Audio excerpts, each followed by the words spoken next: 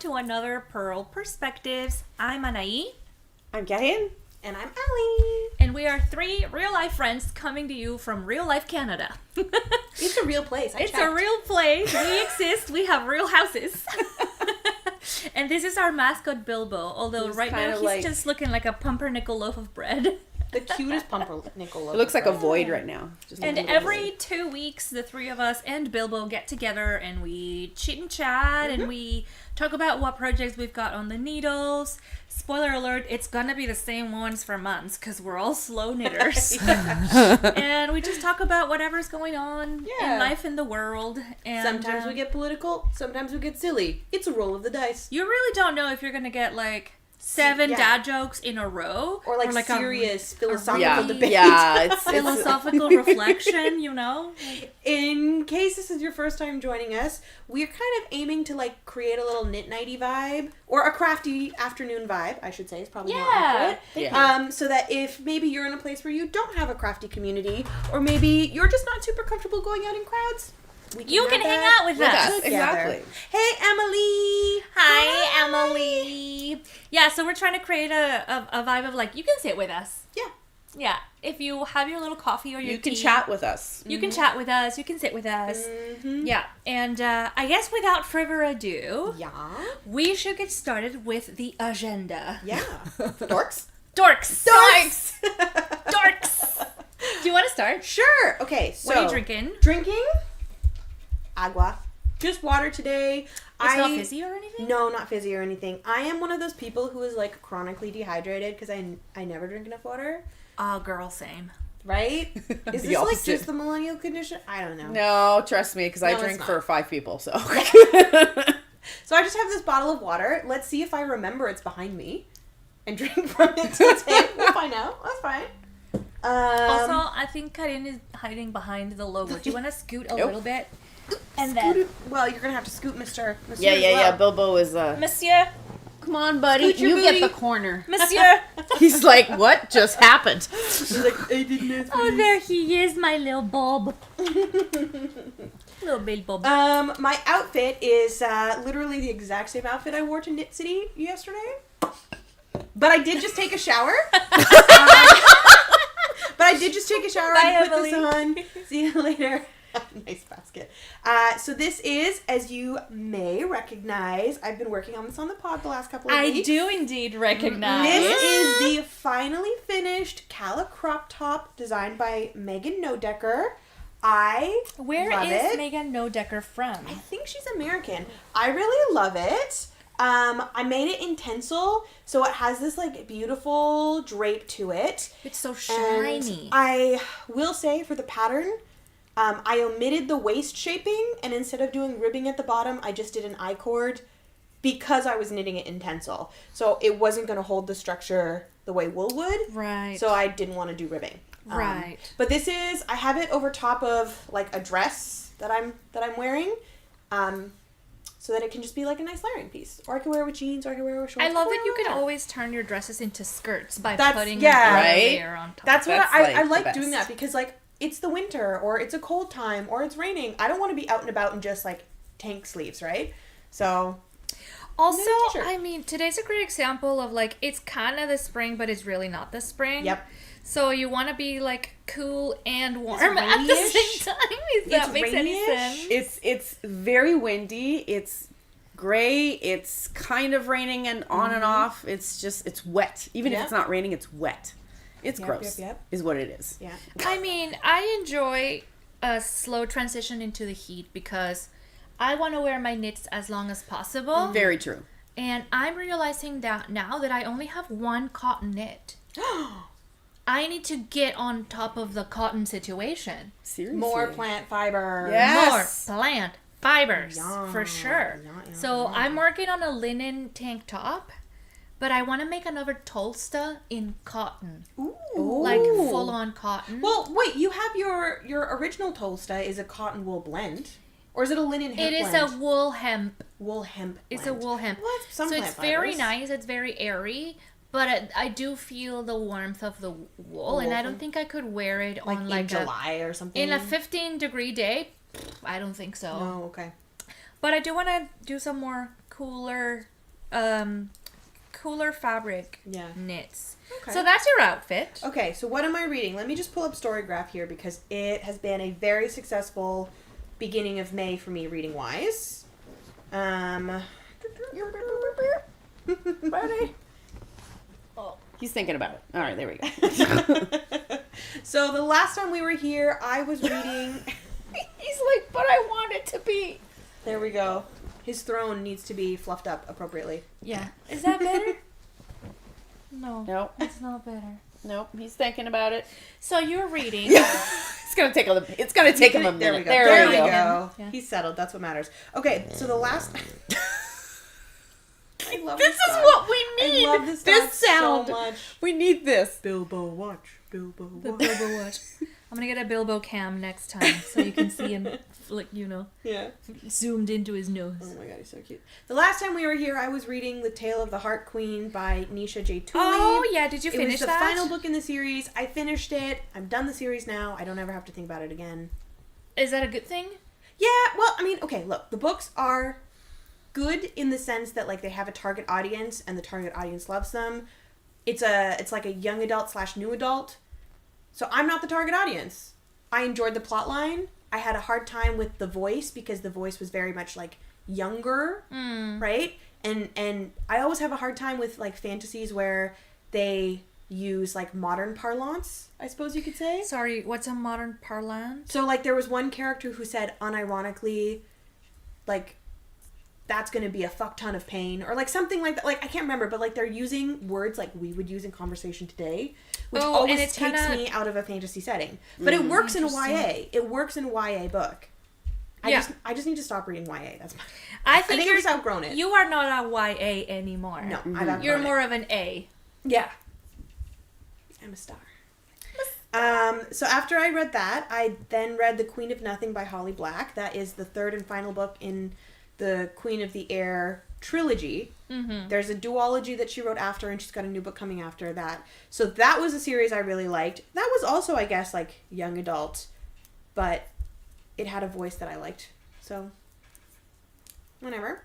And then I read The Duchess Deal by Tessa Dare because I wanted a palette cleanser, so I read just a fluffy Regency romance. That was great. Love me some fluffy romance. And now... a historical romance with like no stakes. So good. No, none. The least amount of stakes. So good. I finished it last night, so now I have 2 new books from the library to choose from. And I think I know what I'm going to read next, but I'm not 100% certain, so I'm happy for people to help me decide. I have Assistant to the Villain by Hannah Nicole Maehrer. What is that one about?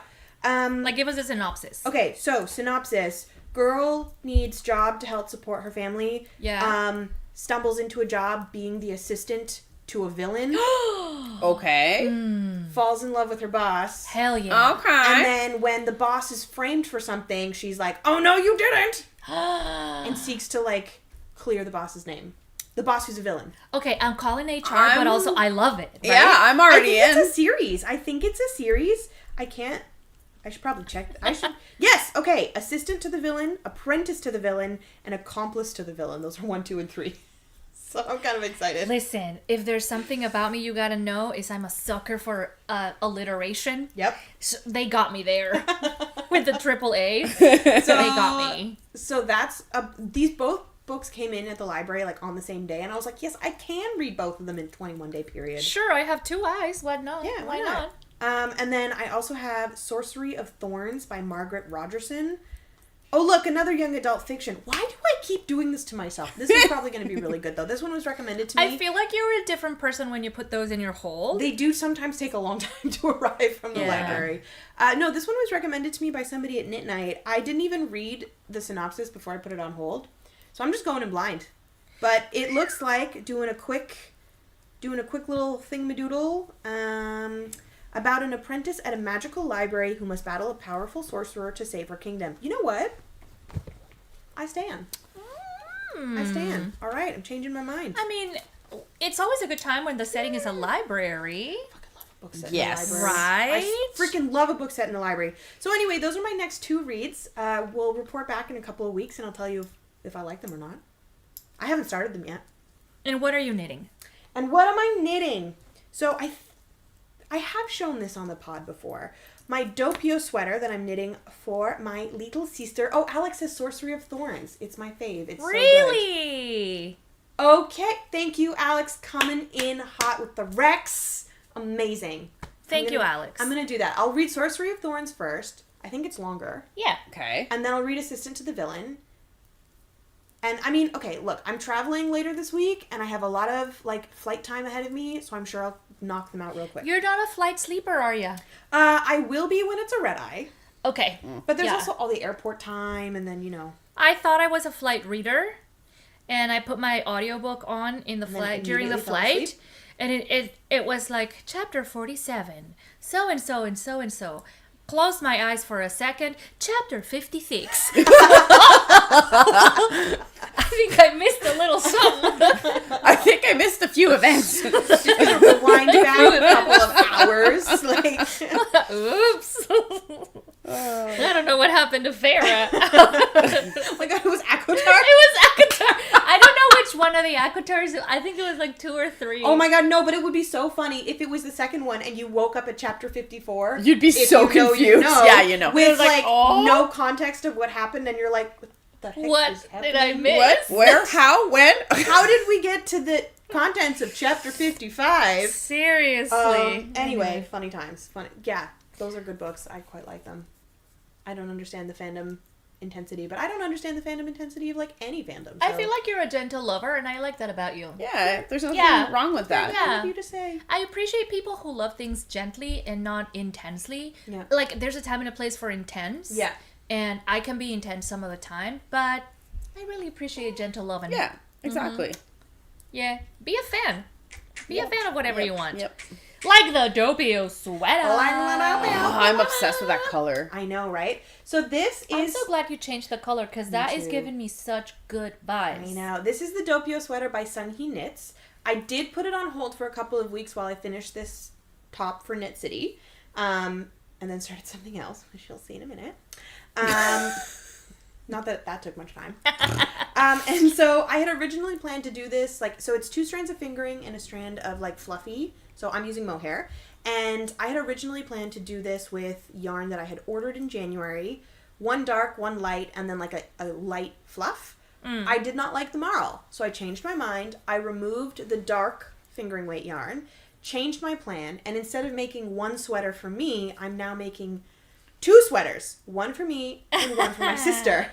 This one will be for Meg because it's like the most perfect, like, eucalyptus-y sage kind of color, which is not only her favorite color, but her favorite plant is a eucalyptus. Well, one of her favorite plants, eucalyptus. So this is for Meg, and then mine will be like the dark and moody counterpart with like dark greeny, bluey kind of vibe. Would you say that that's accurate to how like your sister's personality and your personality? Oh, 100%. Yeah. 100%. My sister's one of those people where she's like, she's super passionate about the things she's super given passionate about. Professional, like corporate millennial. Which is, I mean, her closet is like the beige Danish wardrobe of somebody's dreams.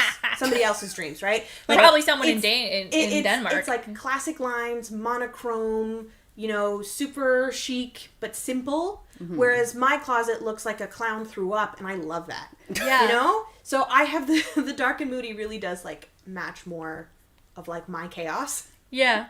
And this your is more flavor of chaos. her calm. But I think it'll be really that. nice to have matching sweaters because growing up, my mom would constantly dress us in matching outfits, and we have all of these photos from when we were kids where we have like matching Christmas vests or like Susie, matching I need dresses. proof. I've got a bunch. I can show you. Proof? I can show you later. And so I think it'll be really fun to have matching because when we were like teenagers, early 20s, if I came downstairs and I was remotely wearing something like even the same color as her, she'd be like, ugh, and she'd go upstairs and change. She's like, we can't match.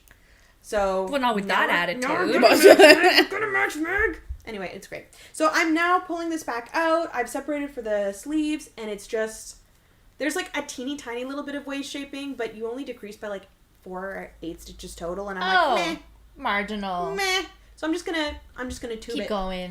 Keep going. Tube it up. Do you think it's because they want the? Where is? It's like right like at the bottom of the rib cage. It's like a very like 4. I can't remember if it's 4 stitches or 8 stitches. Might depend on the size, but either way, it's like very few.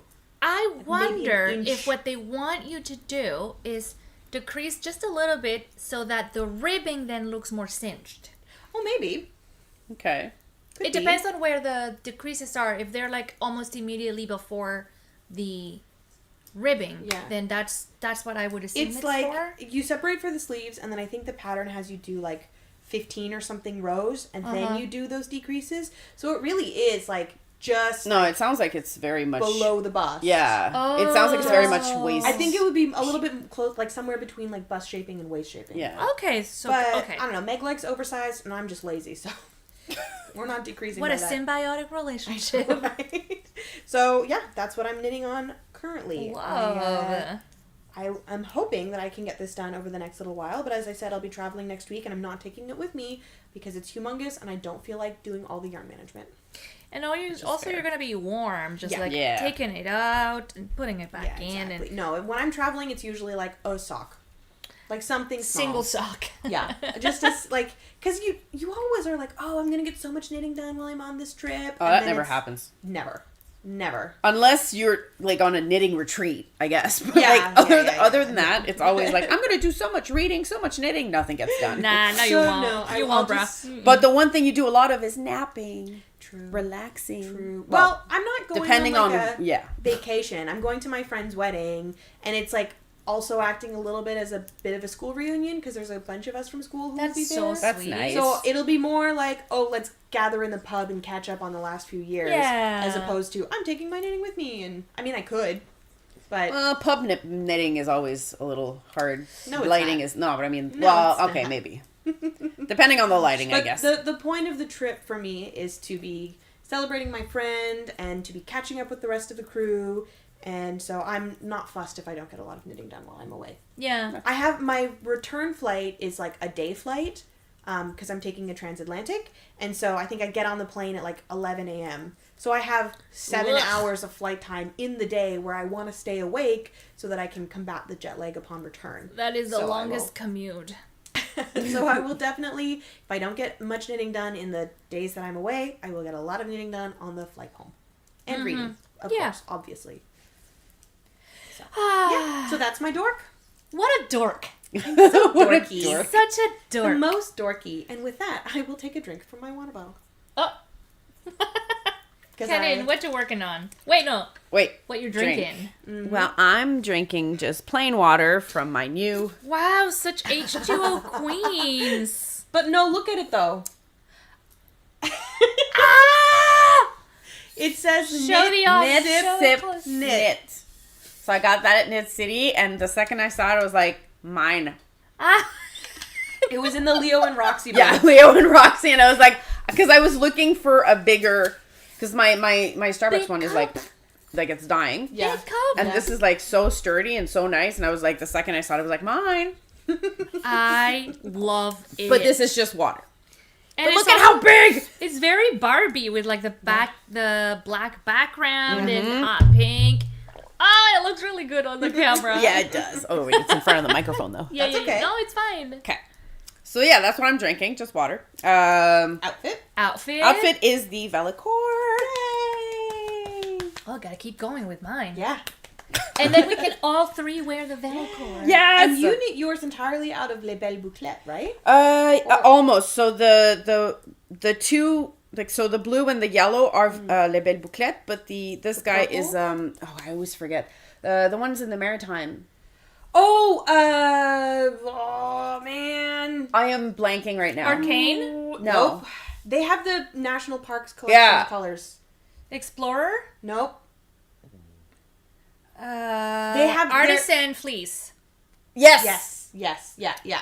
Fleece Artist. Fleece Artist. There it is. Yes, I knew there was fleece in there. We get Fleece there. Artist. We So get yes, there this is their I hope- amethyst color. I hope everybody could like see all the hamsters trying. There's one hamster between the three of us currently. Just so And you know. Alex Just like is- doing its best. Alex's hydration is very important, and I agree. Yeah. And if you get yourself a ridiculously large cup, it's just Fun. more fun. Exactly. Yeah. No, it's not like an Enlace. It was Fleece Artist. Fleece Fleece Artist. Artist. Yeah. Who's based out of Halifax. And if I you, believe, yeah, if you don't Halifax. know the La Belle Bouclette, they have a really cute story. It's a family farm, and they have Maehrer sheep. Yeah. Mohair sheep. And so all, if not all of their collection is mohair, 100% mohair yarn. Or it's like a blend. Some kind of blend. And it was really interesting for me to see them at the Weavers and Spinners show that one time. In October. Because I didn't realize that mohair could also be spun like regular worsted. Worsted spun, spun or woolen spun. And it's just so silky and smooth. And the stitches, like, I'm looking at your stitches, they are, like, shiny. Yeah, There's, like, a sheen to the fiber. Yeah. And it's so soft, but it's mohair. Mm-hmm. I thought it was just, like, the fluff was the mohair. But no, it's the sheet. Yeah. The, like, mohair, like what I have here, is spun on a silk cord.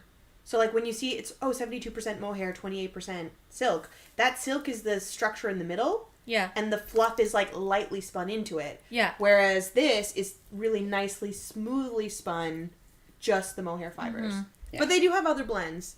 They do have multiple blends. But if you've never worked with 100% mohair, I really recommend Les Belles Bouclettes. Yeah, they were at Exhibit Mid-City. Yeah. It's just such a wonderful yarn to work with. Mm-hmm. And they're local to Ottawa in the sense that they're from a smaller town, like halfway between Ottawa and Montreal. Mm-hmm. So if you're in the Ottawa Valley and you do a lot of the yarn shows like Almont or Twist, or you might you'll definitely see Les Belles Bouclettes. The family is fantastic. They're so sweet. Yeah, and they keep really good care of their sheep, and they give them all a name, and you can see the name of the sheep in the label. Yes, Can I tell you a really funny story about the Les Belles Bouclettes? Thank you. So a couple of years ago, I knit my mom a scarf. It was a Hohilo Catelli pattern, and I knit it out of a skein of Les Belles Bouclettes in the, like, dark purple eggplant colorway. Yeah. Great color. And she loves it because her favorite color is purple. And so she was wearing it out to lunch with some of her friends a couple of weeks ago, and they complimented her on it. And they were like, "Oh my God, where did you get that scarf?" And she's like, "Oh, thank you, my daughter made it." And they're like, "What? Oh, I know yarn. That is expensive yarn. She must be very talented." And my mom's like, "Oh, she is talented." And then she finishes lunch, and while she's walking home from the lunch place, she calls me to tell me word for word this interaction. And she's like, "My friend said that they know expensive yarn. So how much did you spend on this yarn? But, like, thank you for it. But, like, was it really that expensive?" And I was like, I love it. It goes from, like, I'm bragging to, "Are you okay? Like, is it too much money? Will you financially recover from this?" Like, and I was like, I will never financially recover from this.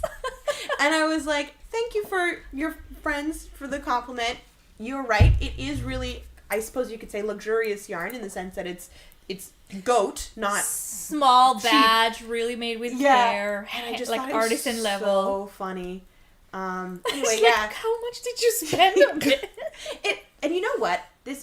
Let's mini second tangent. Les Belles Bouclettes actually is very comparable to, like, a skein of like wool yarn. Commercial. Yeah, it's like I have several skeins in my stash that have the price written on the tag, and it's like $27, $29, depending on the blend. It is very comparable to 100% sheep wool yarn that's hand dyed. So. And it's mohair, and it's local to us. Yeah. So I'm happy to pay for that. Yeah. Actually, that's it. Anyway, we'll talk about that because we have a little financial talk for later. Yeah. But that was your outfit. What are you reading? What are you knitting? Reading right now is one of my, I want to say, kind of guilty pleasure, although I'm like, in the sense that it's one of those series that, like, there's no plot other than just people getting together. It's very similar to I think that's called Life. Yeah. It's the I don't know if the series has an actual name. It's God of, and then there was always a different one. Like I forgot what Malice is the first one. God of Malice. I got it. So I'm at, I don't know, book 4 or 5 in the series. There's not really a plot. It's just people getting together. It's from Rina Kent. Yeah, so it's romance, but, like, with a twist. There's, like, mafia involved. Ooh. It's okay. I just have one beef with it. The people are too young for what they're saying and doing. Like, I'm all for everything, like, but I'm like 20s. Like, or how early? Like, I'm like, give them 10 years more, and then it makes sense. The life experience. Yeah. Yeah. The life but experience. like in the story setting, they're in university. So it kind of makes sense, but some of their actions and how they react is very much like give them 10 years in the future. Does that make sense? Yeah. But like I said, this is very much like you don't have to think to read this book. You just everybody needs a fluff. go every through the once in motion. a while, Through the motion. Gotta help reset. I'm pretty sure that's a sexual term. What? Which one? Yes, it is. Everybody needs a fluff every once in a while. That's a job. A fluffer is a job. Yeah, it is. It is. Purl Perspectives After Dark. Bow chicka bow. Yeah. So Sorry, everybody needs a no think just vibes book every once in a while. Yes. Just A bit of a I don't have to think. I just need something to like take my mind off things. Yeah. That was it. For reading in the future, honestly I have like probably 16 books left to In read your in my hold? library that's just like waiting for me. No, I've already That's bought it. them. Your physical TBR is only 16 books? Yeah. What is that like? It's great, but also it's too much choice for me. What is that like? So Wait, 16 books is... Oh my, okay. So 16 is like what I have to like in my bookshelf physically ready for me to like pick up and start reading. And I added actually You just got some books. Babel. Babel. I never know. I got that one. She just bought it. I just bought the this book. week. I don't know what the The story's one about. from... R.F. Kuang. Oh, Yeah. I love that book. because it was on sale in Montreal, and I was like, sure, I'll try it. So Oh my I have no God. idea, but I'm guessing that's the next one I'm reading. It is a chunker of a novel, though. Doorstop. Oh yeah, Like, it's definitely she took- not a She took with 3 C's. yeah, But it, it's such a good... Yeah. And because you're a translator, you're gonna love it. that's what I figured. The second I was told there's like translation vibes, I'm like. So yeah, this is definitely going to be an interesting read. So that's my next read. I'm just gonna give you a little bit of a heads up. Yes. This book is gonna make you angry at the government. Oh, well, I already knew that. And I know that we're all already angry at the government in general. Yeah, of the so world. it's not like Yeah. it's going to be. So this book It is won't gonna be make new. you like Yeah, and then for what's the last one? Oh, what am I knitting? I'm knitting the book. Well, okay, let me just. You caught her in the Hold it middle of a row, folks. This is the very beginning of the Plumeria. Oh my god, it's So, like, you just knit four squares, then get them together, knit as it's very. You can customize it very well. Yeah, from wool and pine. like the oh flower. my god, So- that is so. Right now, it looks like a bikini. It kind of does. It kind of does, but like eventually it's gonna be a tunic. So you knit until you get to whatever point, and then the lacing starts, and then And it it kind of goes becomes A-line at the bottom. Yeah, it's like I almost really like a like the dress. construction of starting with the strap, Yeah. because this is an I cord. Yep. And then you increase for the panels, and I'm guessing you joined in the middle. Yeah. And So then you- started going back and forth. So the first thing you do is actually 4 triangles. Oh. 2 for the front, 2 for the back, and then you're gonna join these, and then I'm gonna do the same piece a second time for the back, and then And I'm then gonna join join them everything all together, and then around. you start the lace. Listen, it's a lot to keep track of, but I appreciate no seams at the end. Well, Yeah. it's nice Amen. because not only Amen. that, but it's also super customizable. Like depending on the length you want, color- Very like how big you vibrant, need very it. vibrant for sure. Yeah, and then It's even like, the lace look at it. repeat. I guess only just because of the light in the window, it's kind of like, oh. It's giving you yeah. Yeah.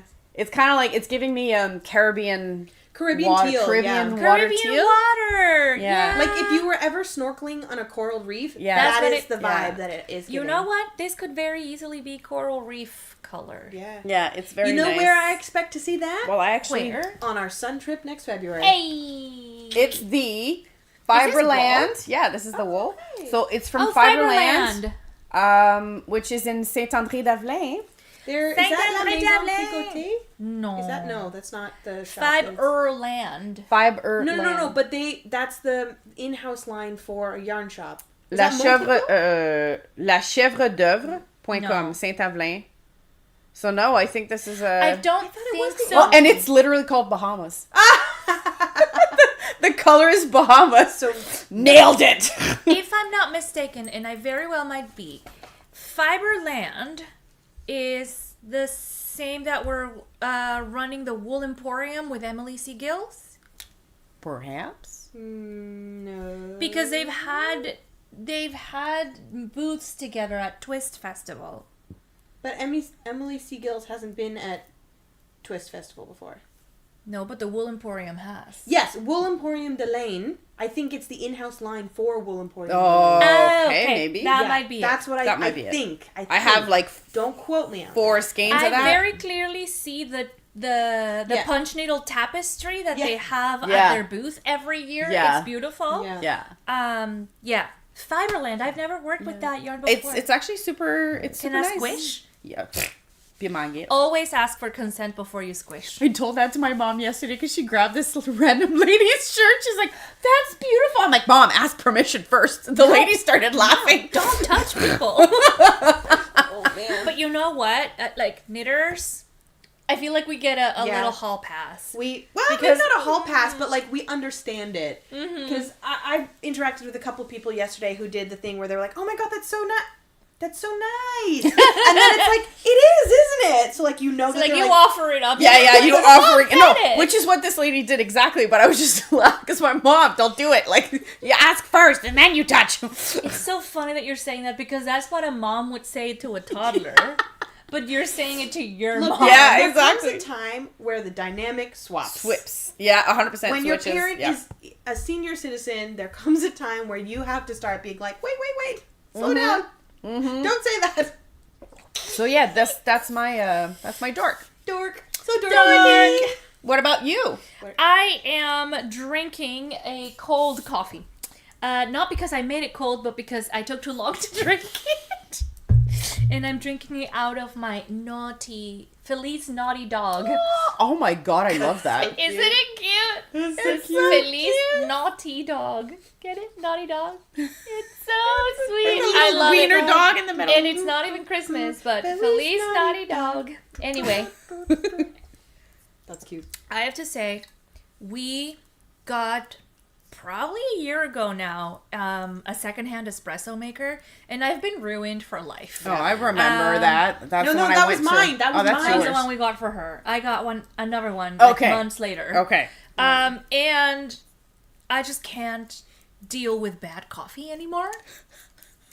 Unfortunately, I've become a snob. Yeah. Well, And, I mean, once you start, you get accustomed to a certain lifestyle.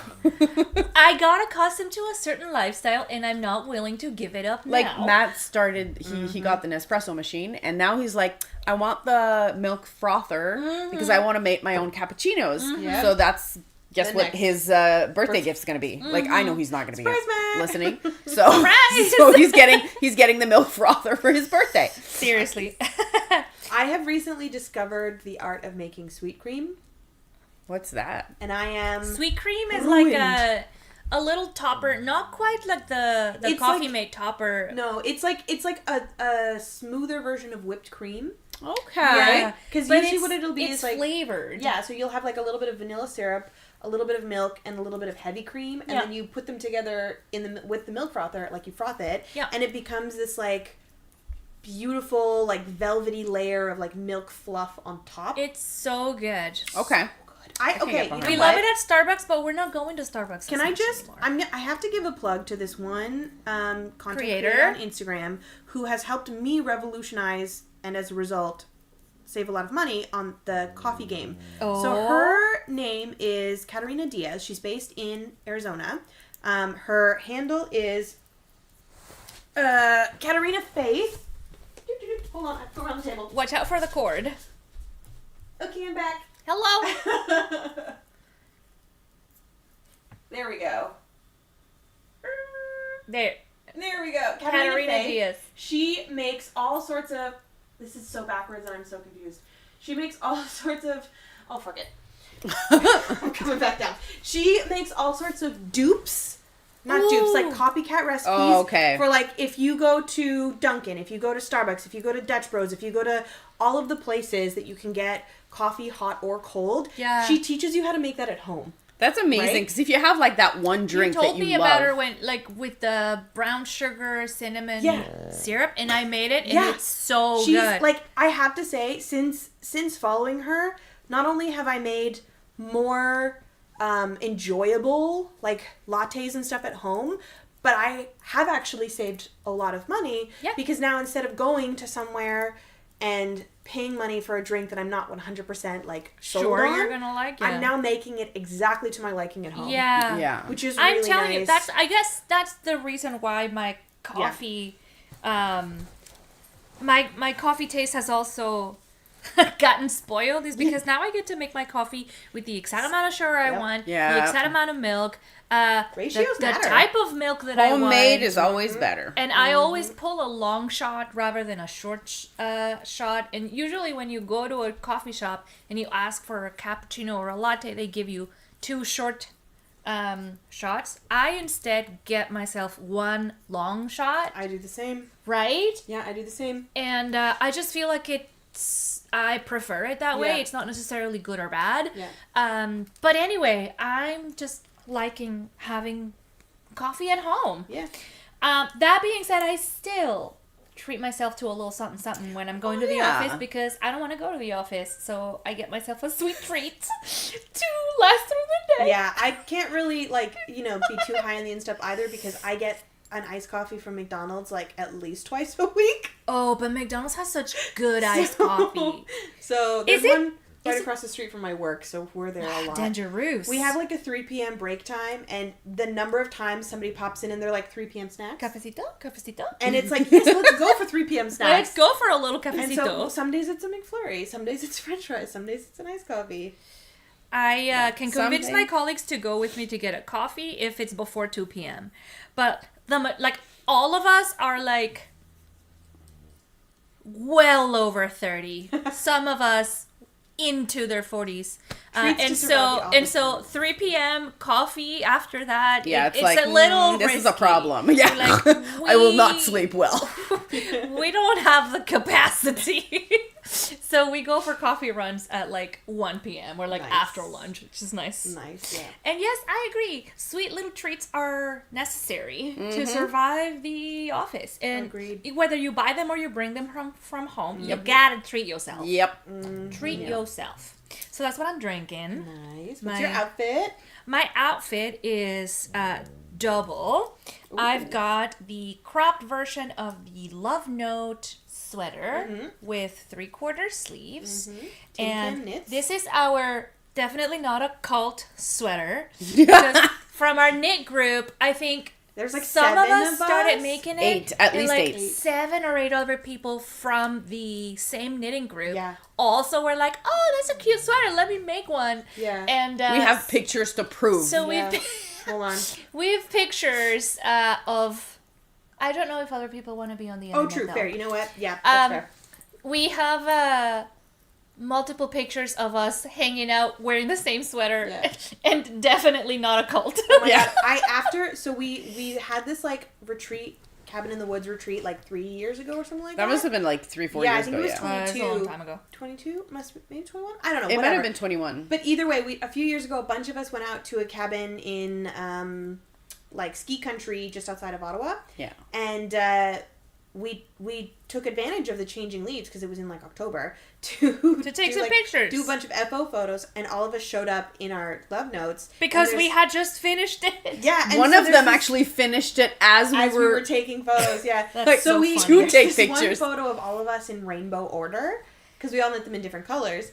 And So I funny. posted a photo on Instagram and I tagged Tin Can Knits, the designers of the sweater pattern, and I was like, "Lol, we're definitely not a cult. We just really love this sweater." And Alexa shared it again and was like, "Oh yeah, definitely not a cult." Winky face. Absolutely not a cult. So this is my definitely not a cult sweater. So if you want in on the joke, Yeah. make yourself love note. a love note in any color of the rainbow that you would like, and Yeah. we can take a picture together and Yeah. say that we're not in a cult. Speaking of taking a picture together, we are gonna have a Knit in Public Day party. Yes. Out in the outdoors. Mm-hmm. Out in the outdoors? Outside. Outside. So if you're in the Ottawa region, or you're willing to drive up to the Ottawa region, we're going to get together for lunch at Vincent Massey Park.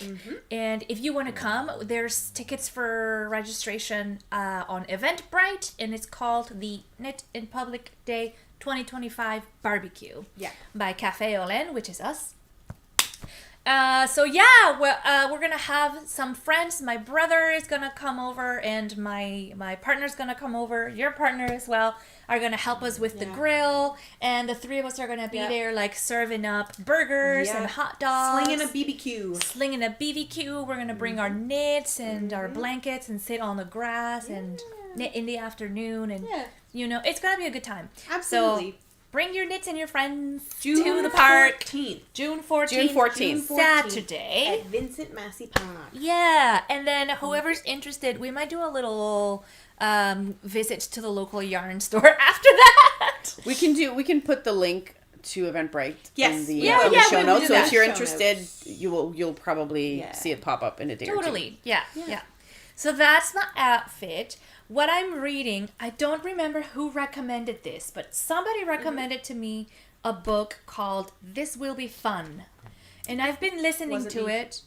I know, I asked you if it was you. It wasn't you. But I've heard the title, so I think it might have been at Knit Night somebody recommended it. Hi, Mayelis! Hope to see you there at the park, too.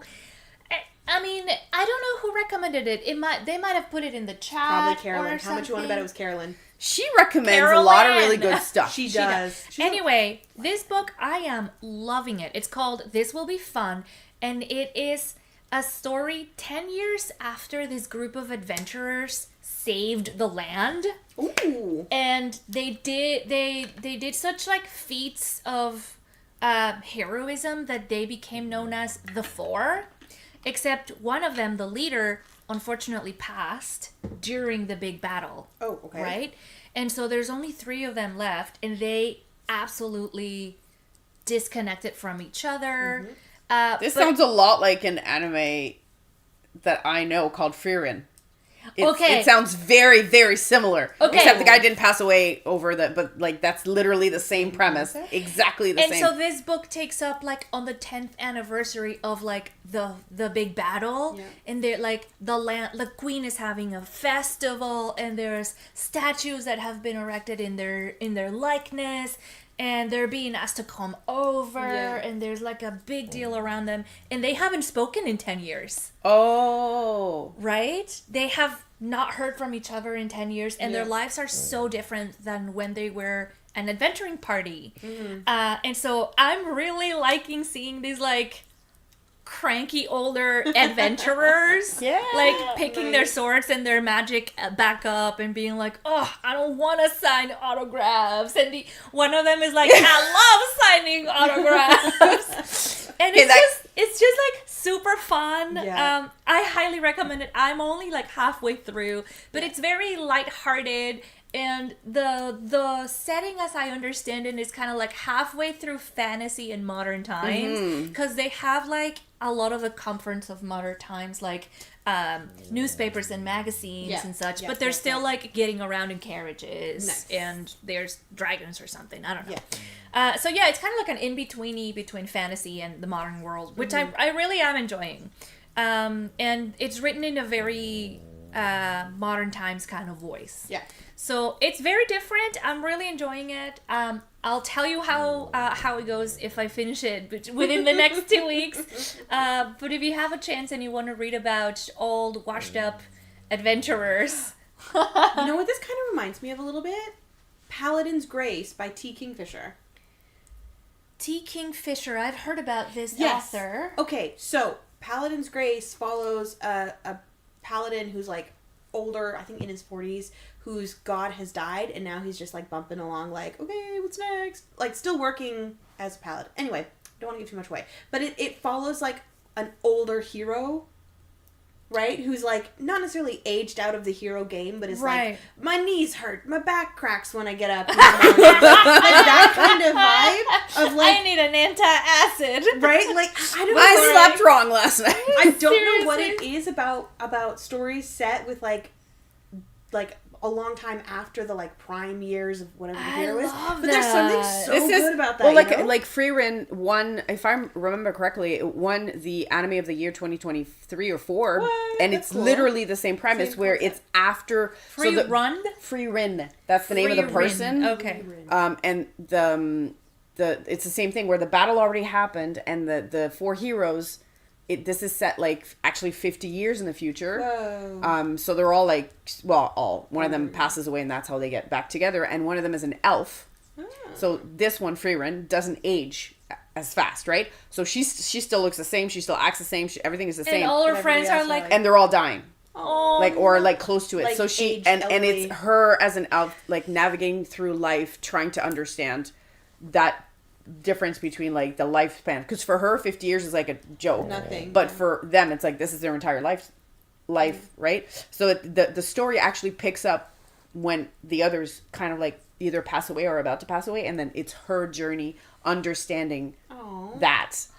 That sounds beautiful. But it's actually does. really beautiful. Yeah. It won an award for a reason. It's definitely not an action packed, but it does have action. Mm-hmm. It does have development. It has character. It's more about the characters than it is about the story. I wait, guess. which author? The chat saying that one of the authors we mentioned knits. No, so that's the Paladin. In Oh, the Paladin's Paladin. Grace. Oh, he knits. He's a sock knitter, and it's like a plot point that he's like, there's these periods of time where he's like waiting for things to happen, and so he's like, here, let me just pull out my double pointed noodles and my socks, and talk about like how I was saying- socks are the best thing to knit when you're on the go. And I I was agree, saying Mr. recently- Paladin. I agree. I was saying recently in the chat, there's so many books I've started to read that I'm like, there's a knitter somewhere random.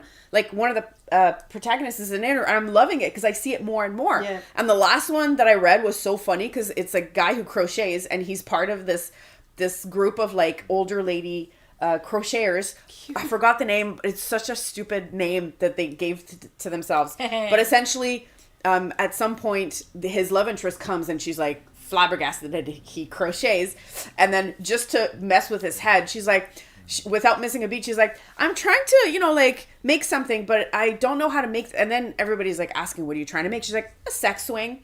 And and all the old ladies are like, instead of like freaking out, Pearls. no, not at all. Right away, they're all like, okay, let's see how we can do this. And they all start trying to figure out how to make a sex swing out of crochet. It's so good. And they're like, wait, how much weight do you need to put on? And then they look at the guy and they're like, I don't know. And then the guy's like, can we stop talking about this, please? You're gonna want to plant fiber. That's literally whoever wrote this book, they knit or crochet. I They're guarantee it. maker. At the very minimum, But it's- like a 4-inch staple length. It's the At fact. least. It's the fact that without missing a beat, nobody in the group goes like, "Oh no!" They all like, "All right, how can we tackle this?" What a fun puzzle to solve together as a group. And I'm just like, I see this happening in any knit or crochet group. Seriously. It was, but I love seeing it more, right? Like Yeah. it's much. Honestly, it if looks you're more an visible. if you're an author out there, put more knitters and crocheters in your Yes, stories. fiber because arts. Yeah. It's kind of like an Easter egg for me. Yeah. You know, like And- if you're reading, you're like, oh, Or wild gardening, knitter. or like Chances are it's gonna get recommended within the making circle. Absolutely. If you 100%. come across a book where somebody's like crocheting or tatting Yeah. or embroidering or whatever, Yes. somebody's gonna be like, "Oh, did you hear about this book where this main character does this thing?" Yeah, and then it yeah, just gets passed yeah. around. Everyone's like, I need to read this. Yeah. Yeah. Actually, cute. like it's not that Carolyn again. She's a great book recommender. Carolyn in our knit group. She's a librarian. She's a librarian. Was like, She knows what's up. Unsurprisingly, she knows what's up. Recommended this series called the Scholomance series. Oh, Sorry. And what I love it. Freaking incredible series by Naomi Novak. Novak, yeah. Novak. About this girl that goes to magic school, but magic school is really trying. It's and like really it's dangerous. like magic school, but also the Hunger Games at the same time. Yeah. It's Okay. like the stakes are really, really high. A Yeah. lot of kids die. And the way that she can, the way that magic works is they need to power it up and store it. It's like energy. It's Okay. like energy. So the more you do physical exertion or mental exertion, the more magic you can store. At least that's how it works for her. So she has a little crystal Yeah. where her magic is stored. Yeah. And in order to do something exerting, she crochets because she hates crocheting. So she stores up so much energy So to do she it. stores up a lot of energy Yeah. because it's such a painful activity for her Yeah. because she does not Also, like it. As an aside, the main character's name is Elle, which is short for Galadriel? Because her mom is a a nerd and Yes, a named huge her Tolkien Galadriel nerd. after the Lord of the Rings. Yeah. Oh my gosh. Anyway, great Good. series. The first book is called A Deadly Education. The series is called The Scholomance. And which is the name of the school is the Scholomance. Yeah. Anyway, and Carolyn recommended that, and I was like, the first time she mentioned it, I was like, yeah, that sounds fun. And then she kept talking about it, and I was like, that sounds really fun. Yeah. And then she said, and the main character crochets, and I was like, hold my beer. I gotta get this book. There was like 6 or 7 of us at Knit Night who were like, okay, cool, and then all just picked it up at like the same time. We're like, all right. Yeah, we were all So like good. so on board with the crochet main character. Yep. I'm also knitting. You are you? Well, I'm crocheting on this, but I also cast it on. Yes, you did. A little something. Oh my god, look at this little bag. I picked up this beautiful it's so super cute. Canadian beaver. It has little beavers. Project bag from those glasses. Doorstopper at Wabi Sabi, our local yarn store, and I picked up a skein of Riverside Studios yarn. Mm-hmm. They're based in Wakefield, which is just up the river from us. So I've got my Canadian yarn, my Canadian project bag, and I cast on one of Marie-Elise's Canadian patterns. Because I wanted to join the Great Canadian Knit Along. So I downloaded the Bad Batch sock pattern. Yeah, it's adorable. And I'm working on the Bad Batch cuff right now. Yeah. Such an enjoyable texture. I messed up the first time. And I had to frog because I was like, We were also watching TV while you were we doing were it. watching TV, and I was like, I can definitely do this beaded. Was that where you were watching? ring. This like a beaded cuff, no problem. I could not. So thankfully, Marie-Elise had put the instructions in writing and then also the chart. So I was like, I cannot read, but I can see the chart. So I went down the chart, and then it started working. Yep. It's good when both are there. Both options are there. Yeah, It thank you makes so life- much for making such a cool pattern. And I'm a huge Star Wars fan, and the Bad Batch is one of my favorite like offshoot shoots. I think these are the first Star Wars socks that Maehrer came Oh, out with. really? I think. You will The first tell and us the in the second. chat. Yeah, because last year was the droid socks. Yeah. Which You believe I tested Today, also did, this year, the Vaders. And then this year was More Machine Than Man, which I also Right. tested. And then The year before, it was the Bad Batch. yeah, I think so. And I love them. It's a slip stitch texture pattern, and it's free. So, Marie-Elise, I'm going to be posting about these guys when I have a little bit more there. And we'll see my Canadian yarn with my Canadian bag and my Canadian sock. And I'm really excited Represent. to join. Represent.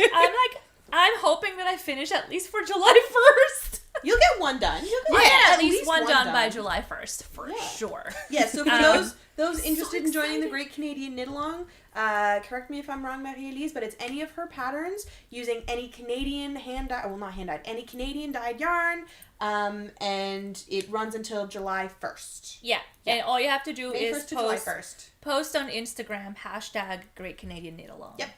Nice. To be entered to win a cool prize, maybe. Yeah. I was thinking about doing the Wise Owl socks for when I. Oh, as my aren't trip- they just adorable? Yeah, for when I fly out on Wednesday, I was like, oh, maybe that'll be my Yeah. travel project. Would be I the Wise love Owl socks. owls. Actually, know. I have a little friendy that loves owls too. Maybe I'll make some for her. They'd make the disturbance. And the disturbance in the Forgot about forest. that one. Right. Yeah. So, Yeah. Anyway, great times being had all around, and I am loving this colorway. Like It's I beautiful. don't remember gorgeous. what the colorway was called. The and tag it's is on the kinda table. offshoot. Hold on, I saw it. Is it really? I saw it. Yeah, because I balled it up just a couple days ago. Oh, thank you. This is the Old Rose. Is that right? Yes, it is. This is Riverside Studios Super Sock in the color Old Rose. And it's like a warm coffee rose goldy. Yeah. So nice. It's giving like cozy at home hot chocolate by the fire vibes. It is 100% that autumn vibe, and I love it. I don't usually go for like light browns because my skin's light brown. Blends So in. it ends It's up, like a it ends neutral. up looking pretty close to Yeah. it, and I look a little like, like stiff, like a doll. But I couldn't resist this color because it has a little fleck of rose in there and a little bit of extra something. And the color is that the cuff is actually coming up real nice. And you can't see a lot because I have not worked on them too much. You just started them on Friday. I just started them 2 days ago. And then I got distracted by other stuff. Yeah. So this is what I'm knitting. Yay! And I'm also crocheting. Yeah. I was going to keep going with my crochet blouse that I'm designing with my friend Vanessa. But then I ran out of yarn. and I had to remember to go to the store and buy more yarn. And if you know anything about me, is I'm not going to remember to do my chores. Oh, you got your... Oh, yeah. There we go. Anyway. Just hanging out. Anyway, this is how she's coming along. Looks great. Looks good. I've joined for the back. And it's looking So this is upside real down nice. now. This is upside down now. So this is the back. Yeah. This is the front. Yeah. It's upside down. It's upside down. And then what we're going to do is we're going to... Oh, thank you. We're going to connect from the front panel with a thin strap up to the back panel. And then that's going to give us some structure so that we can build a little bit of a thicker sleeve around it. Mm-hmm. Yeah. So it's not going to be a sleeve. It's going to be a strap. Yeah. But it won't be a spaghetti strap because people need to wear bras. It's like a wedge heel, right? It's like Still a wedge. heel, but substantial. Exactly. Yeah. So now I've balled up the yarn that I finally got and I can pick it back up. So that's what I'm working on during the pod because it's just half double crochet around. And it's in a circle. And it's in a circle and I don't have to count. So It was over there. Here it is. Thank you. And that's my dork. Dork. You know what? You could almost even call that your dorm. Because you were making two different things. Yeah. That's true. But that's not as funny as my dork. No, it's Yeah, not that's as true. saying your dork. So there are our 3 dorks. It only took us an hour to get there. With like only 17 segues and tangents. It's maybe, really somewhere? good that we don't have a set agenda Yeah. for these live streams because Yeah, we would yeah. never get to the point. We would not. No. Why get to the Should- point when you can just meander around? Yeah, exactly. Yeah, exactly. Forever. Should we maybe do a bit of a show and tell of Oh, what we got at Knit These City? lucky gals went to Knit City. Yeah, yesterday, Carine and I and several of our Ottawa Knitty group friends met up. Some of us took the train up in the morning. Some people were already in Montreal visiting family, visiting friends. And It's you, your people. I'm people. well, Emma was already there as well. Yes, Oh, I that's think right. she got there like the day or I two think she went before. up Yeah. Thursday? I can't remember. But yeah, we met up at the Sheraton, which is the hotel where the festival's being held same at. spot. Le Same Centre spot. Sheraton. Yeah, they probably have a deal with the hotel. Wouldn't Because make it's I think sense. it's the same in Toronto It's a as good well. conference center too, Yeah. right? But yeah, we were there pretty much all day yesterday. You and I left around 4. Yeah. Bunch of people left a little later, depending on when their train was or when their ride was or whatever, what their plans were. And we had a great day. We just meandered around the marketplace. It was, sat and chat, went for lunch, went back to the marketplace. Yummer. It was great, other than the fact that I had a bit of a slip up when I got to Montreal. I realized as I was driving to meet my cousin that I forgot to buy tickets to Knit City. Oopsie. And marketplace. when Were they I sold got, out? they were sold out. Sold out for the So I was Saturday. like, oh my God, what am I going to do? So I went on Tixel, which is essentially the website they use to resale tickets. And then I found one weekend admission pass, but only one. And then I saw Saturday and $40, and I assumed that was the Saturday pass, so I bought that without really looking, and then realized a day later that this was actually a workshop and not admission to the market. Uh-oh. So, and then I stayed on the Tixel thingy website the whole time trying to see if somebody else would come up with a ticket for sale. Mm-hmm. And somebody did, but I was too late to catch it. Somebody snatched it before me. Oh. So I'm sitting there like, I don't know what to do, but we're just going to show up and see what happens. So I'm showing up with my mother, who is 5 years old, with a cane. So I was like, Mom, just, bring your old lady A game. Then we get there and my mom is like, she's good. So we get there and my mom is like, she sits, she's next to me, we're standing in line, and then they're scanning everybody. And then they get to me and I explain the situation. And then the lady... Because for the record, if you buy a workshop, you do not automatically Yeah. get entrance to the marketplace. Which They're two separate things. I think should be revised. I'm just saying. Because the first year that they hosted it in Montreal, you bought a workshop ticket, you got a entry. market. Yeah. Which, anyway, so this is one of the reasons why this was also a bit of a problem. Anyway. But yeah, so we get there, and then the lady who's like scanning the tickets like, oh, well, I guess you could always wait until 1 to get in. I'm like... Because they had tickets available for walk-up after 1 p.m. At 1. But we're there at like 8:30 in the morning with my 75-year-old mother, who I'm not going to let sit around or stand around for a long period of time. Mm-hmm. So I said, like, this is not working for us. Is there any way we can do this? So they went back, and then they chatted with whoever, and then came back and said, okay, well, we'll give her the ticket, and you will be her companion. Yes.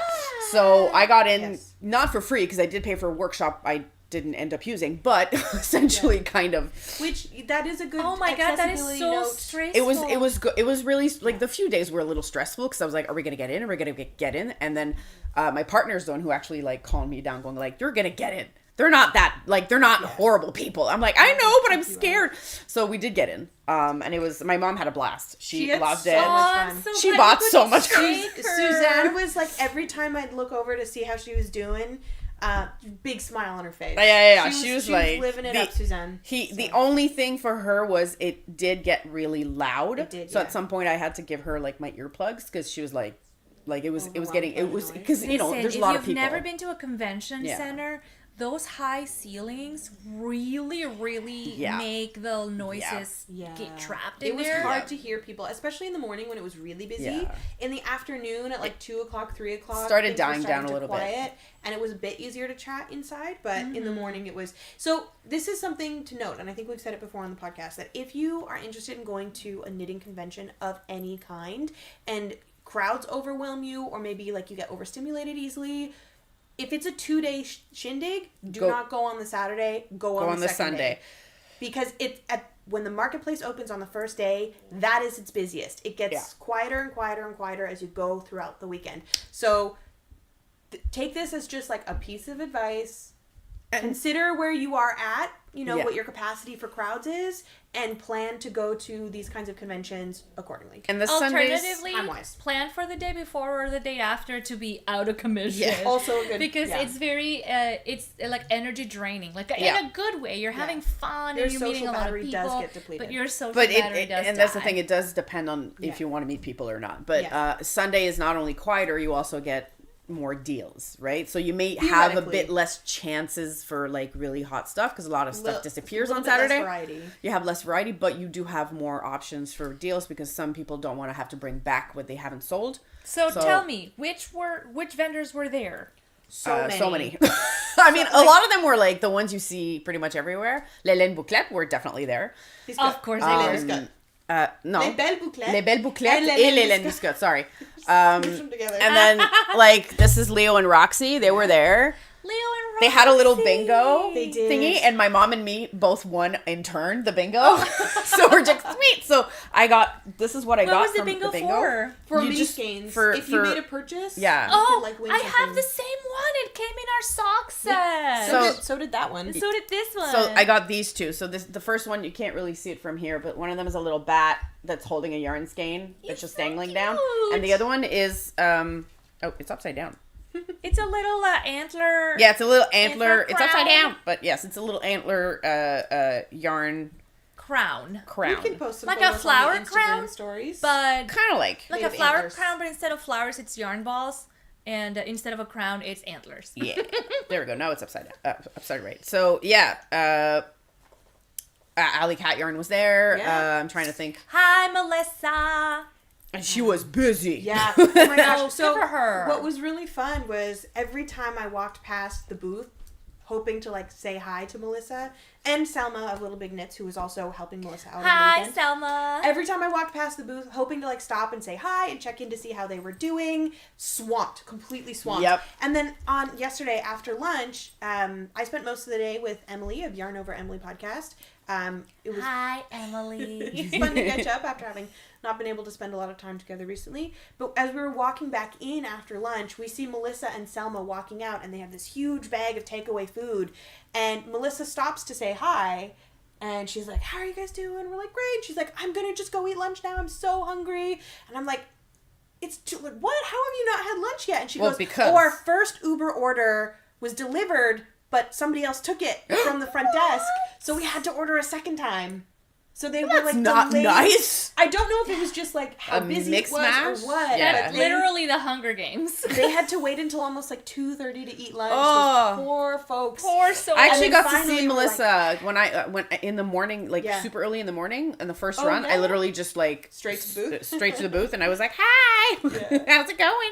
I love Alley Cat yarns. I'm trying to think. Oh, obviously, like Les Bobineuses. La Bobineuse was there. La Bobineuse was there? Of course, like they're based in Montreal. Mm-hmm. It's the shop that's... So that's where you got that Les lavender, the lavender baby alpaca that you made your sweater out of. Yeah. There was... Les Garçons was there. Les Garçons. Oh, with their hand-dyed yarn. Yeah. Bar à Tricot was there. Sonder Yarn was there. The Wandering Flock. Knitted Bliss. The Wandering Flock was back. Who else was there? Oh my god, I'm blanking. Bustani Bags was there. Big Blue Momma Baskets was there. Yeah. Was Jezebel there? Jezebel was there. I love Jezebel bags. So many. You know what? If you hit up the Knit Social website, you'll see. Go Knit City Montreal, hit that tab, and see the vendors.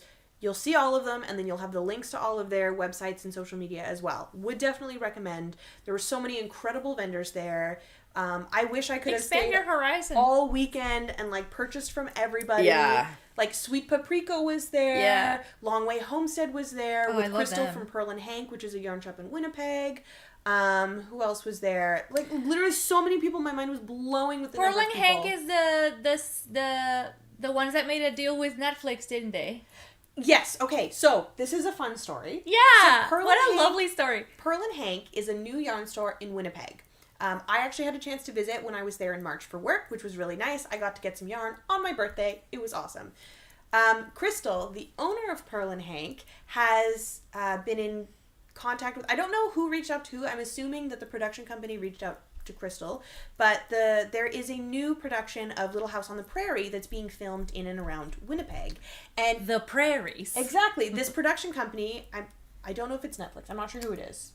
I don't know. Whoever Netflix, the production company is, reached out to Purl and Hank. They got into collaboration. Crystal was then able to, from the community of makers in Winnipeg, gather a group of people together to knit and crochet a whole bunch of stuff for the show. And so they were actually featured on, I think it was CBC. Oh. Where I saw the story on CBC. Yeah, where they had a camera crew come in and they like interviewed Crystal and a bunch of the makers and they talked about the production and how important it was to like not only have these garments being period accurate but like craft accurate. Yeah. And how they were really utilizing the community to like make sure that these things were created as they would have been and accurately at that time period. Yeah. So it was really cool. I didn't get So they got together with knitters in their area that frequent that shop. Yeah. And now they're making these together as a community. That's really nice. Cool. It's so nice. I'm so glad that they could make it to Knit City. So if you ever get out to Winnipeg, head out to Purl and Hank. I can personally vouch for how amazing the store is. I'm really hoping that I get sent back to Winnipeg in the future for work so that I can go back to the shop. It was really nice. Did you bring any of your haul? Yeah, I brought not the whole thing, but I did bring your key highlights. So before we get into showing, I have a little disclaimer. Kind of, yeah. So I know that people who go to events like this sometimes will feel like they bought too much or too little, depending on how they where they stand. Yep. I definitely bought a lot, and it was kind of a weird feeling because when I left, I felt like shame that I bought that much, where everybody else showed a lot of restraint. They're like, oh, I only bought like 2 or 3 skeins, or I only bought like this much or that much. And I was like, I did not like show any restraints whatsoever. I just, whatever I liked, I bought. And then I had to like take a moment and take a step back and realize like, hey, but you don't really have a reason. You don't have a reason not to buy anything. You don't have a mortgage to pay. That's already been taken care of. I've paid it off. Wow. You don't have you don't have kids. You don't have I'm in a place where I can afford to spend this much. On yourself. Yeah. On myself. And your fun fund, as you told me in the car yesterday. Yeah, exactly. So I do have a fun fund that I essentially save every paycheck. There's an amount that goes in the fun fund for the exact purpose of going to events like Knit City or going on a trip or whatever. So I like that fund is literally there for that. But I did spend use the money from the fund. Yeah, but I did spend a lot of money because I'm also a bit of a yarn snob in the sense that I'm at a point in my life where how it feels on my skin is much more important than the price. So if it's like super soft and I'm not allergic to it in any shape or form, it doesn't scratchy, then I don't care if it costs me $50 a skein, like give it to me. And where when I started knitting, it was very much like, give me the lowest of like $7 ball, it's fine, I don't care. But now it's like, no, like I want it to, so it's about the feeling. So everything I bought was not, there. It wasn't cheap, but I regret nothing. Like I said, like I had that moment of like a bit of shame, and then I realized like, why are you feeling ashamed? So if anybody I love goes, that you allowed yourself to have a second thought. We had like, a long I don't chat like this about feeling. this. Let me try to have another one. because the thing is and here's the thing though, no one else, I mean, in your group that you know, is shaming you for this. No one else is gonna be like, why did you buy so much? Like, you, the only person who's shaming yourself, like you is yourself. So don't, like, it's not worth it. Just have fun, buy whatever you want, and who cares what people say.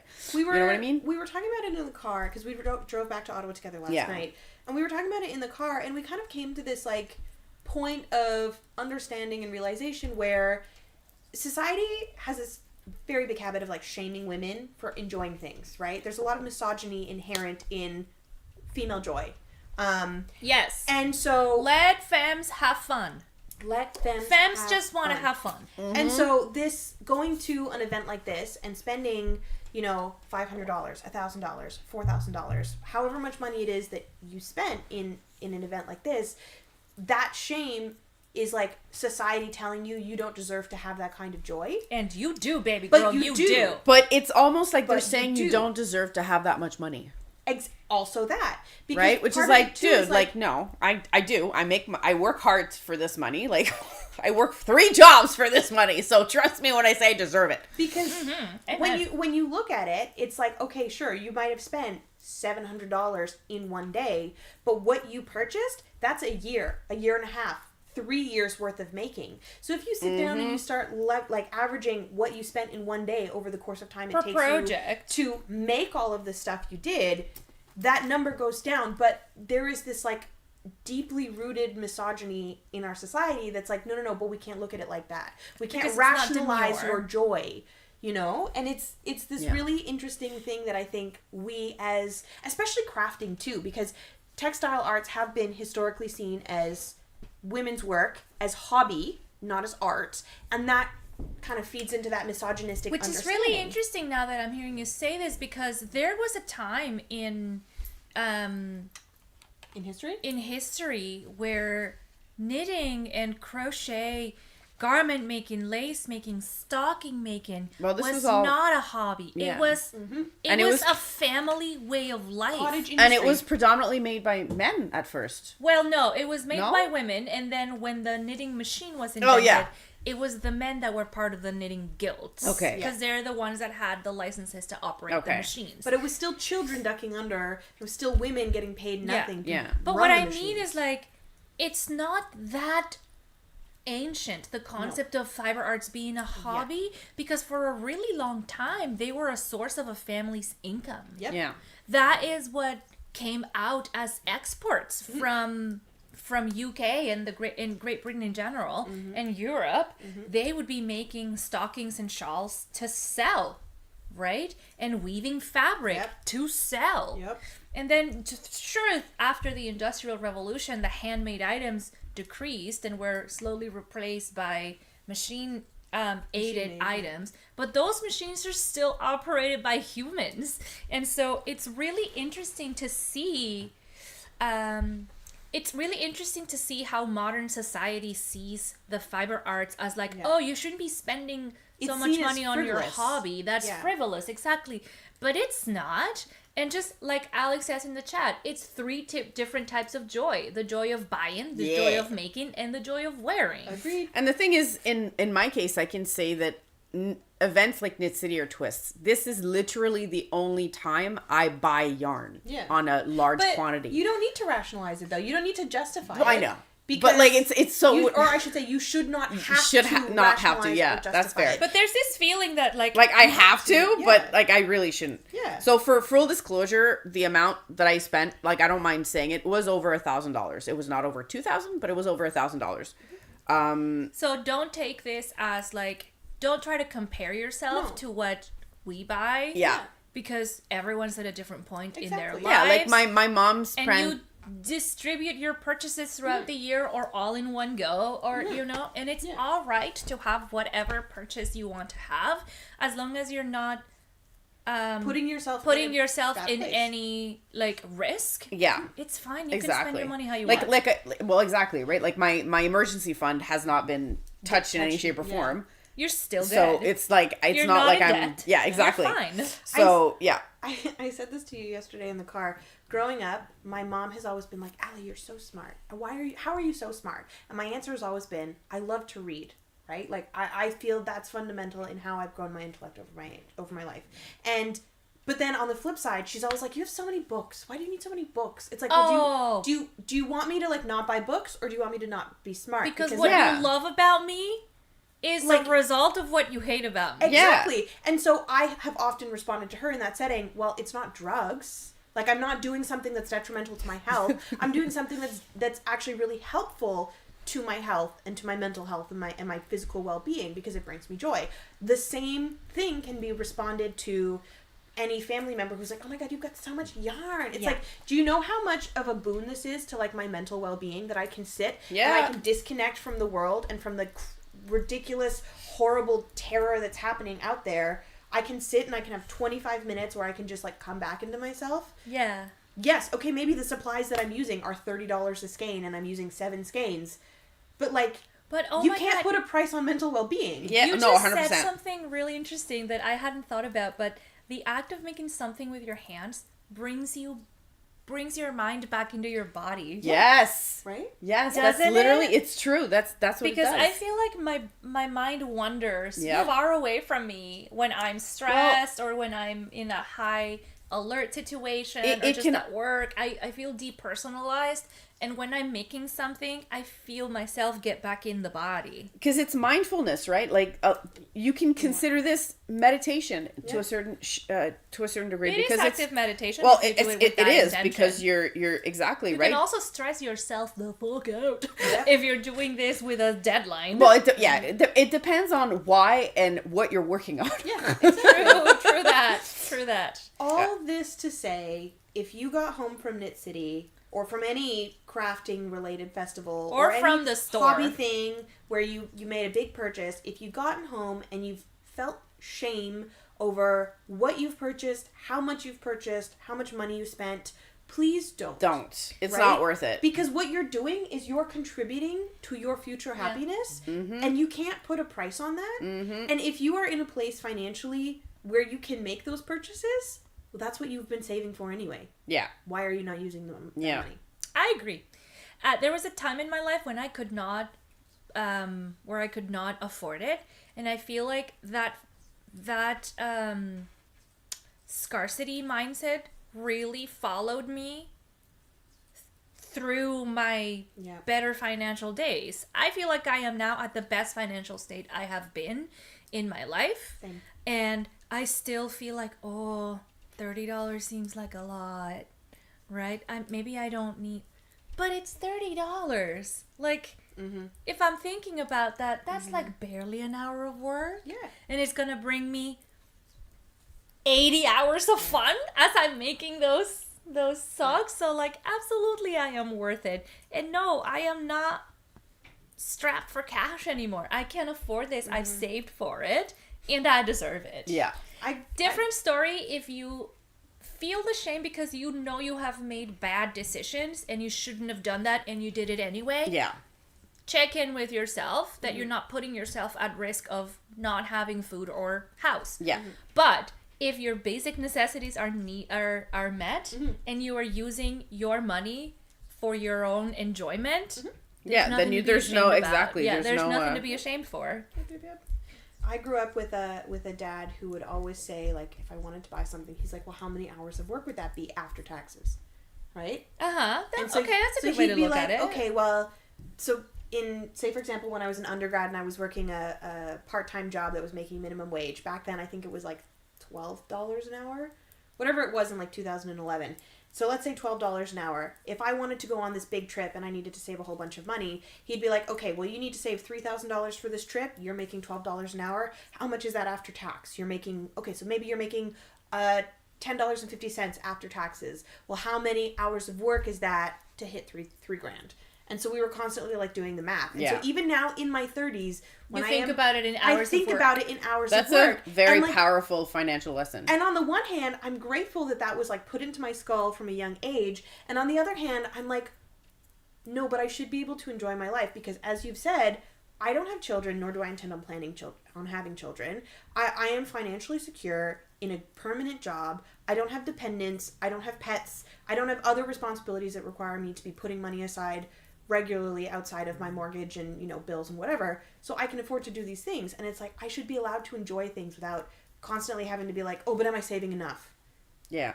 Because at the end of the day, it's weird. It's weird. At the end, it's weird, but it's good to have these thoughts and conversations. Also, it's important to note that the transaction of your time to money is not the only way that people make money. Yeah. So I really appreciate the like, oh, if this is $3,000, how many hours of work do I need?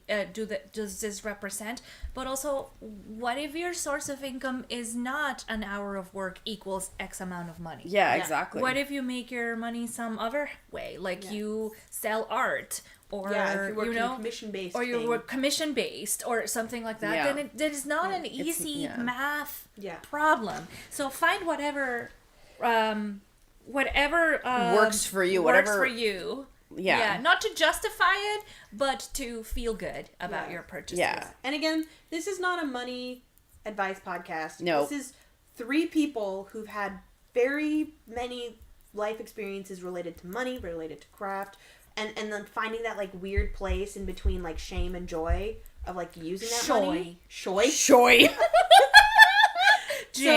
it's especially now, like as we've gotten older and we've like settled into a place of financial stability, what that has meant and like the lessons we've taken from being young women to now being like theoretically fully fledged adult. I don't feel like one, but like, whatever.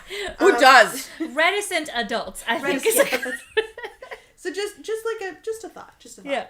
But now let's veer back into where that was a really going. good disclaimer. Now show me the goodies. All right, let me just finish this show row me the yarn. so I don't screw up. Well, do you want to go one by one or do you want to go all together? Like you do all your stuff and then I do all my stuff. It's up to you. Okay, well let me just start. show me anything. I'll start with one and then you can start with the other. And by the way, I haven't seen this either because I wasn't at Knit City this year, so it's a surprise for me too. I'm so excited. Okay, so in full transparency as well, I spent about $430. Very demure, very mindful. Well, okay, my thing this year wasn't a dollar value budget. My thing this year was I have been actively working to use my stash, and I don't want to be bringing in a lot of stuff if I'm not going to be using it sooner rather than later. So I looked at how much yarn I bought at the last 2 Knit Cities, which was, I think in 2023, like 1,300 grams of yarn, plus notions and stuff. And then in 2024 was like about 1,000 grams of yarn plus notion and stuff. And so my goal was volume based. I wanted to purchase less than last year because I didn't want to be putting a whole bunch of stuff in my stash to then feel future like anxiety over not using it fast enough. Right. Yeah. So my goal was not money based. My goal was volume based. Volume based. So that being said, one of my earliest purchases was one that I girl mathed as being free because I received a $50 bill as a gift. Girl math. And if it's cash, it's free. So I paid for this basket from Big Blue Momma. Hold on. Their baskets are like the cutest. We all have baskets, right? Yeah, I have my first Big Blue Momma basket here actually that I'm using for my Look at it. I will be your model. Thanks. And I have an FO in there that I can talk about later. Peek the FO. So this was my Girl Math free purchase, not included in the $430 amount because it was paid in cash and therefore free. And you know what? I only paid $40 for it. And so I have a $10 bill. So technically I made money on this purchase, I absolutely right? love it. Right? It's That's how we're really doing the cool. Girl Math? Yeah. Yeah, 100%. So this was one of my first purchases. I love these baskets. Oh, where'd our... Okay, Oh, there it is. We're coming back. I love these baskets from Big Blue Momma. The colors are so bright. Ironically, it almost matches my first one that I bought at Twist Festival and like... She Oh, clearly if likes you this look color under there, combination. I have one too. Oh yeah, Annie's got one down here. It's actually really funny. This is so, my Big Blue Momma. Yeah, I got 2 at home. This is a company that works with weavers and artisans in Ghana to so the artisans make all of the baskets there. Yeah. They're paid fair market value by the owners of Big Blue Momma, who then bring the baskets back and then pay them or sell them here at shows and all sorts of stuff. Mm-hmm. Big Blue Momma just recently expanded to include Turkish textiles as well. So bath Wow. towels, things like that. They had a selection of them in their... Yeah, it was nice. I kind of wish I'd gotten a bath towel. I'm a little sad I Yeah. didn't. But I can always order one later online or at another event. Totally. So, got another basket. Ironically enough, I have now been recognized in the neighborhood because of this one. Like, I go out and I run errands and I've walked into stores and people have been like, oh, you've been here before. I recognize your basket. And I'm like, who is he? Okay, Well. that's a great thing to be known Yeah. for. So this was one of my first purchases. You can put it on my seat. I'm gonna be modeling. Okay. All right. Carine, do you want to go? We'll go back and forth. Make it a Okay, little well, fun. mine it's pretty much only yarn except for this guy. And the 2 little thingies Yeah, that I got same, for free. same. I think this was my only non-yarn purchase. Let's see. This one is Dolphina Collective. No, Leon Roxy. Leo and Roxy. Leo and Roxy, yeah. Beautiful. So I think I only brought 1 skein of this. So I have 4 of these, but I only brought 1 skein. Péché Mignon. Laine Péché Mignon. This is 50% merino and 50% silk. Wow. The colorway is Frisia. And, yeah. So you can kind of show it. Péché Mignon is like cute. What's péché? It's a fruit. It's like right? péché is like a sin. Like a sin? cute, it literally means cute sin. Oh, I that's love that. adorable. That's cute. That's Look at such a that beautiful logo. color. Hi, Anvita. That Hi, color Anita. is We're gonna having look a little so good shawl. against your skin. I know. I can't wait. Like I have 4 skeins of this. Hold it to your head. You are going to glow. I have It's no gonna be idea what so I'm doing with good, this, bro. but I don't So care. good. So okay, funny Wow. story. The way I was supposed to do Knit City Yeah. tour was literally walk in, take pictures, and then reassess with my mom, which is what we did for her. Yep. When we got to this is like on the second turn. I saw this. They were bottom shelf, like on the floor there. 4 skeins of this and 2 white with speckled pink like this that I got for my mom. I grabbed everything because my mom was like, "Those 2 are beautiful." I'm like, "And I like those 4." Grabbed it, and then my mom was like, shelf. "My mom's like, what happened to taking pictures?" I'm like, "Shh, keep walking." Sometimes when you know. Yeah. There's such a thing as So like yes, yarn, this is the first one. yarn love Yeah. at first sight. Okay, so I kind of did the same thing where, so I was walking around the marketplace with Emily of Yarn Over Emily podcast, and we had talked about it on the train. Our plan was to like do a loop, take photos, come back, reassess, and then go shopping. I failed. I also failed. We walked into the Barre Tricot booth, and they had this huge shelf, and it said, there was this big sign that said $30 or 30% off the list price, and both Emily and I were like, whoom, right in. And so I had 2 things that I wanted to do at Knit City. I wanted to find, excuse me, I wanted to find mohair to match For your doppio. my other doppio, which I have here, and I wanted to find the colors for the colorwork portion of the Kintra sweater. Those were my 2 things, and I had done the math about how much yarn I would need for both of them. So we get into the Barre Tricot booth, we go over to the sale rack, and I see this pack of yarn. I can take the sticker off because that's not accurate for the price. I can take, I see this pack and I'm like, and Emily goes, "Oh my god, that'd be so cute for your Kintra. You would only need to find 1 more skein." And I was like, "Oh my god, that's a great idea. That's a great idea. It's And such so a nice combination. I bought that set, 3 colors, and I was like, okay, we did spend the rest of the market looking for a companion. We had thought maybe, because ironically enough, it matches the basket. That's so cute. So we were like, oh, well, what if you did a teal? What if you did an orange? So we wandered around trying to find the right one, but I never found the right 4th color. And at lunch, I was like, I don't think this is going to be my Kintry yarn. I think there was another set that I saw in another shop, and that one was this one I love, but it didn't grab me by the gut. And that was what every other yarn I purchased grabbed me by the gut. Mm-hmm. So to me, that was an indication that this was not the right yarn for my Kintra. I still love it. Do you have an idea now what you're going to do? Yes, actually. So one thing I really want to make, I want to make a blanket, modular style in the future. Yeah. There's one by Stephen West. It's called oh my god, I'm completely going to butcher it. It's an Icelandic name. Vamsvik, I think, is how you say it. I know which one you mean. Yes, I will put a link down below of what it looks like. But it's modular, and it's beautiful, and I have 6 or 7 skeins of yarn in my stash that I think would work really well. Yeah. But you need 22 colors to make the version that he has in the pattern. 22 colors. And it's DK Mamma weight. mia. So I was like, okay, well, I could include these. Yeah. Hold it double. That'd be 3 more colors for the blanket. For sure. But then I was also like, this might be fun as a raffle for our Jane Austen Day. Oh my god. Oh. So I think what I may end up doing is actually making this a raffle prize for our Crafternoon at the movies in August. Good to know. Good segue. Yeah. Hello. On August the 16th, we're watching Pride and Prejudice. The Blu-ray version just arrived in the mail.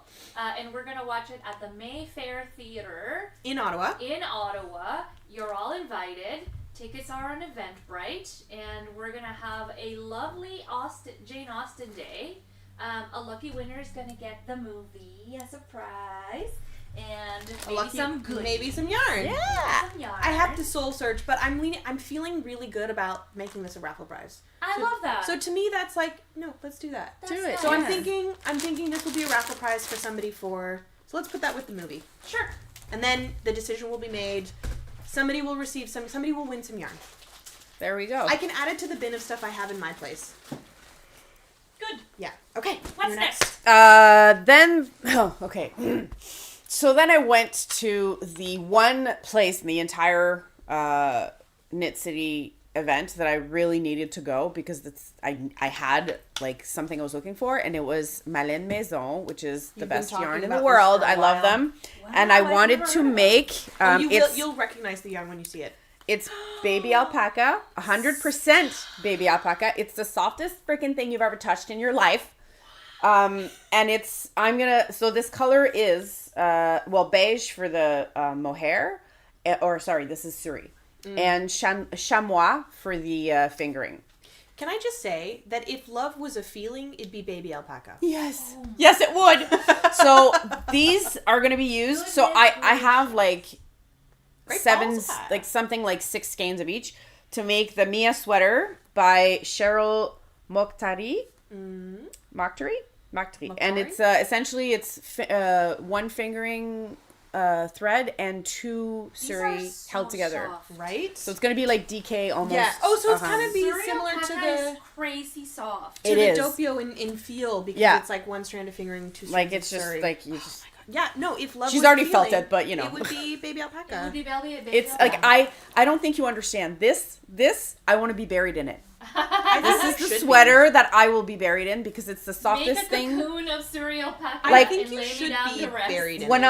I felt this for the first time, it was the other 2 that I brought with me, and I was in love with it, and I said I need a sweater quantity. So this is the sweater quantity. If I die young, bury me in young. cereal alpaca. Lay me down on a bed of cereal alpaca. What'd you get? Okay, so there is a yarn dyer based on Granville Island in Vancouver by the name of Yoriko Oki. Yes, I love her. Oh, I'm such a Linda fan. loves her. I I'm have such a fan of Yoriko Oki. purchased yarn from her shop in Granville. As I said, my sister lives there. I've gone several times. Love Granville. love the Granville Market. Honestly, if you want a good time to spend a few hours wandering around and eating in the market, it's great. Yeah. Anyway, Eureka is here, I guess, because Knit City's still going on. And there was this one, you are going to be deceased when you see this. Am I gonna you're going to die. literally melt. So Okay. I saw this, like my eye was drawn across the room and I was like, oh my God, I need it. But I was like, I don't know, maybe I will, maybe I won't. She needs to sit down for this. And Emily was like, we can come back. And I was like, yeah, maybe. We walked around the marketplace like 3 more times and I was like, I gotta get it. It's like a siren song. It's calling me. Yeah. And she was like, okay, let's go back. And I bought one and I kind of wish that I had cleared them out and bought the other 3 that were there. But it's fine. Show me. What? Oh my It is- God. Hold on. So Hold vibrant. on.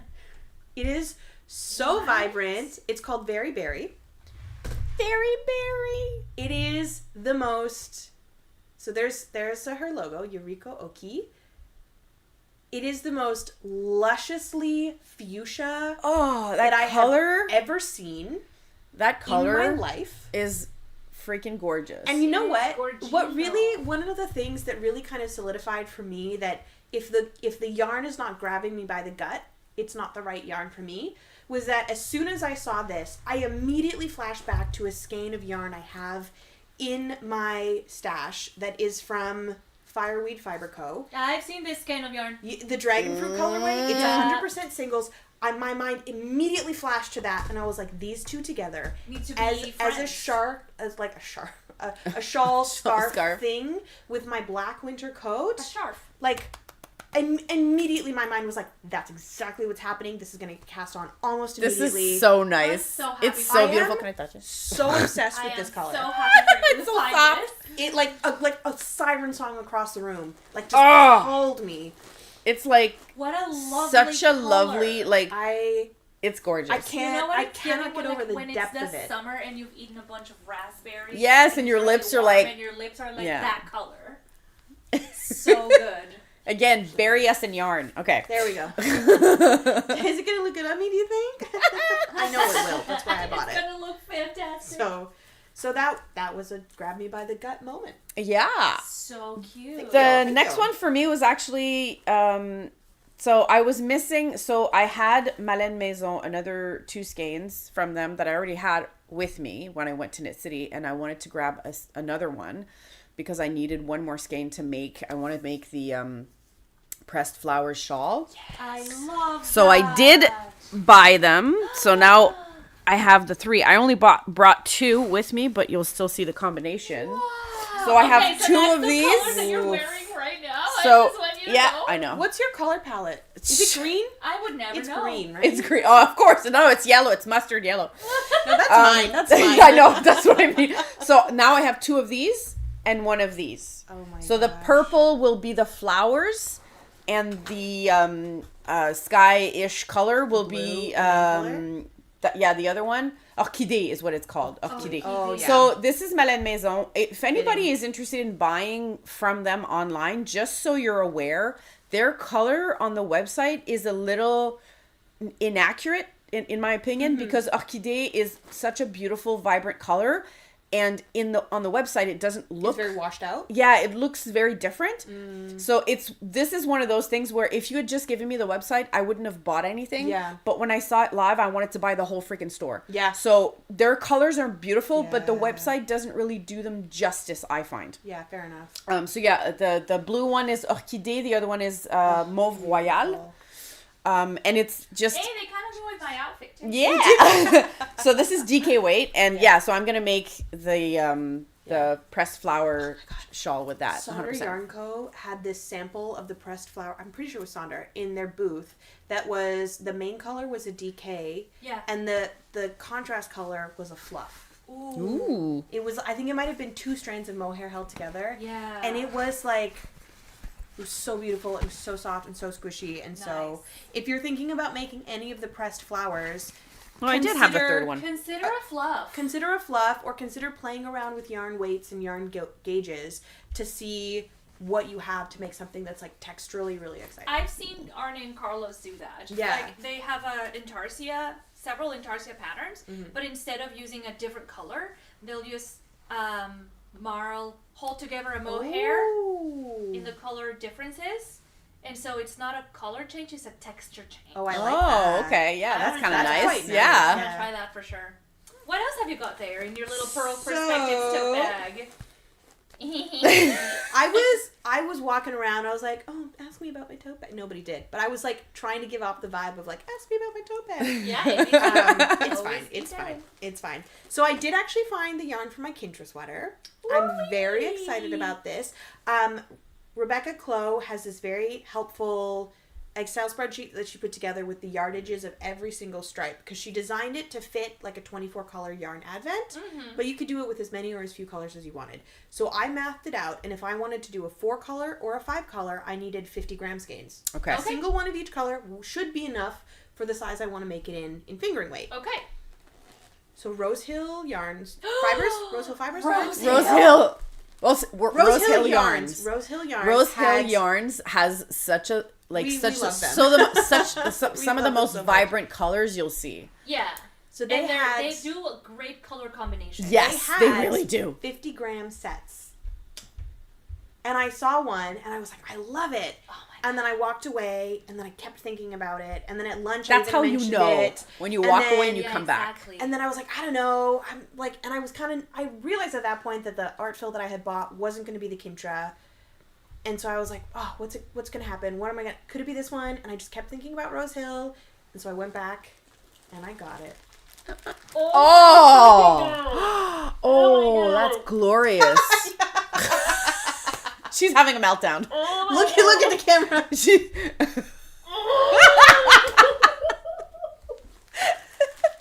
So I don't know yet what my main color will be. I probably will go for something lighter, like maybe a light gray or a cream to be the rest of the body of the sweater. But this set, this combo, these colors, just like everything about them feels right to me as a person, as a creator. It looks like it beautiful. just was like I just couldn't stop thinking about this set. I couldn't stop thinking about the color combo, and I knew immediately that it would fit perfectly in my wardrobe, and it was just like sending off fireworks in my brain. This is the perfect palette for you. Yeah. And the palette name is Wasting Time, which I find absolutely delicious. It's such a that good is name. so good. Right? Like, it just, oh man, it like delicious. the fact that I could get them in tonals, in 50 grams, that the name is Wasting Time. Like, everything about it was correct. Exactly. It just came all together. It was just... Don't you love it when things just come together? Yeah. It was in that perfect. one moment. It was just... And this was like... I was wanting like something like autumnal, moody... Oh, like 100%. Right? Because then if I did also, the like... Anyway. Do you know what this is giving? A little bit Mr. Darcy. Oh. It's giving like moody love interest. Mr. Moody Darcy love doesn't interest. believe in wasting time, but I like where you're going with Yeah, this. seriously. So that was my next purchase. The next one for me was so there's this sweater which is kind of funny. There's this sweater I want to make called the matcha sweater, which obviously is the matcha jumper by Vernit, which is very much green, obviously. But when I was trying to figure out which color I wanted, their green was nice, but then I got obsessed with this color from the Wandering Flock. Hello, Geraldine from the Wandering Flock. And I couldn't, I kept looking at it. I was like, I know it's supposed to be a green sweater, but I mean, look at this. I'm with you. So it's not going to be a green matcha sweater. It's going to be That's okay. a blue purple-ish cloud. Blurple? A blurple? This is called Sky Blue. It's giving me blurple. Yeah, it's definitely more purple leaning, but that's still beautiful. But it's either way, I'm obsessed with it. Their colors just make me want to melt. I bought some too. Of course, I've only here everything you see here. You only see 1 or 2 skeins. I have enough skeins to make the sweater. Yes. It's not icy lavender. It's sky blue, but it is luscious. It's absolutely wonderful. Like their colors just make me want to so dance. nice. Yeah. And Y'all it's did so such soft. Good progress. Like, I know that these are things that you've talked about Yeah. before. I'm so happy you found them. So I'm going to jump ahead a little bit in my shopping because I feel like I have to follow up your wandering flock with my wandering flock. Yes! Geraldine's booth was swamped Oh, it was. all morning. So I just they're always bumping. I just kept walking past. I kept walking past, and I'd like peek through the crowd and be like, "Oh my god, that looks so lush." I made a Tolsta tee last year with yarn I bought at Knit City, Toronto. Yeah, they had the limited edition color. It was Telang, which is oh my god, the flower. What is the flower called? Oh my god. Fully blanking. Can you see the hamster wheel? Anyway, it was the Telang colorway, which is the name of a flower that is like bluish in color. Anyway, and I bought it. I love it. The yarn was incredible to work with. I love that Tolsta. I've worn it so many times. If you watch my sock test video, I think I'm wearing it like 4 times in the video because I just loved it so much. So I was like, oh, it might be nice to get some more, make another Tolsta, but like I don't need to. I have yarn for a Tolsta. Sidebar, I have 2 skeins of the Silk Yak fingering from Alley Cat Yarns in like this beautiful red colorway that I plan to make another Tolsta in. So I was like, oh, I don't need yarn for a third Tolsta. I'm fine. Finally, a break in the crowd. Emily and I can get into the booth, and I see a color. And I'm like... It's like the heavens open. Exactly. But I'm like, I don't know. Maybe not. I won't do it. It's like a warm hug. Yeah. Yes, it is. And so I'm like, you know what? Maybe later. The booth is still busy, but like, no. It's the end of the day. We're all sitting, we're waiting, we're chatting, we're winding down, getting ready to leave. And all of a sudden, Thunderbolt, I haven't gone to the Wandering Flock. Immediately jump up. Yeah, she did. Like, literally, I she was like chilling downstairs. I was like, ah! What the fuck? Runs. Worth it though, because... Get out of my house with that neon grid. Oh my god. It's so beautiful. They had a sample in the booth made of this yarn. You're right back gonna steal this. She runs away. It's not like they don't know where you live. Seriously. But they had a sample in the booth of a vest that was made in this colorway, and it was held with the corresponding it's so mohair. beautiful. But I just could not get the idea of like, if not a Tolsta, limeade of making a vest out of this color. It is like beautiful chartreuse. How frilly. happy would it be in the depths of winter, showing up to work in that? Like, come on. It would really make your day and everybody else's. Yes. So I'm undecided yet if it'll be a Tolsta or if it will be a vest. So I could always make one of the Tolsta tanks. But it's yeah. I couldn't not. Like, the colorway was, like, screaming at me, and it just was right. It's such a good color. And then, ironically enough, while we're in the booth, like, looking to buy, I turn around, and it's none other than Andrea Mowry and Tony Lipsy of TL Yarncraft. Stop gabbing away, taking some photos. Then Geraldine wanders over, and they're right across the way from the Les Garçons booth. Yeah. So the guys are there. It's like a freaking, like, the Oscars of knitting. Yeah, of pretty much. Yarncraft is, like, happening right there, and we're like, I don't want to pay for this yarn, but like, holy crap. Holy crap. Look at all these cool kids. Oh wow, I really screwed this up. But anyway, it was just like so many celebrities, so many knitting and yarn celebrities. Yeah. Look at this color. Look at it go. Look at this color. You're gonna look so good in that. Okay, but here's the thing. Think of me at the end of summer with my end of summer tan. Yeah. When I'm nice and chocolate. Oh yeah. Oh yeah. I'm like already in love with myself. When you topped up your tea with a little bit more tea but not any more milk. Yeah. That's the color. Yeah. Oh, I'm always so bad at doing this. I'm sorry, Geraldine. I'm butchering your yarn. Well, actually not terrible. Beautiful. Great choice. Not as bad as I Carine, what's next in your bag of surprises? Now, this is the one that I spent the whole day. We did 3 tours. Every time I would look at it, and then I'd walk away. And then I'd look at it, and then I'd like pass in front, and I'm like, okay. So I went for 2 different colors, but we start with one, I guess. So this is Fleur et Bonbon. Okay, the color is pamplemousse. Well, I'm a pastel obsessed person. They do look good on you. Pamplemousse rose is the color. Pamplemousse rose. And this is 100% silk.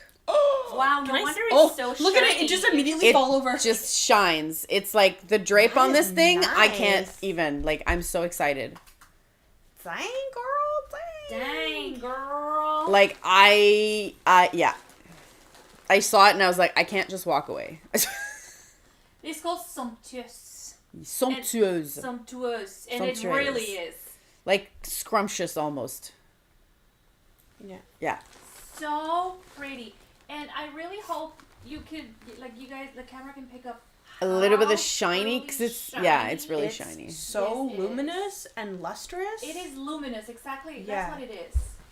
I have never felt 100% silk yarn. That is that soft. And it is just sending me so good.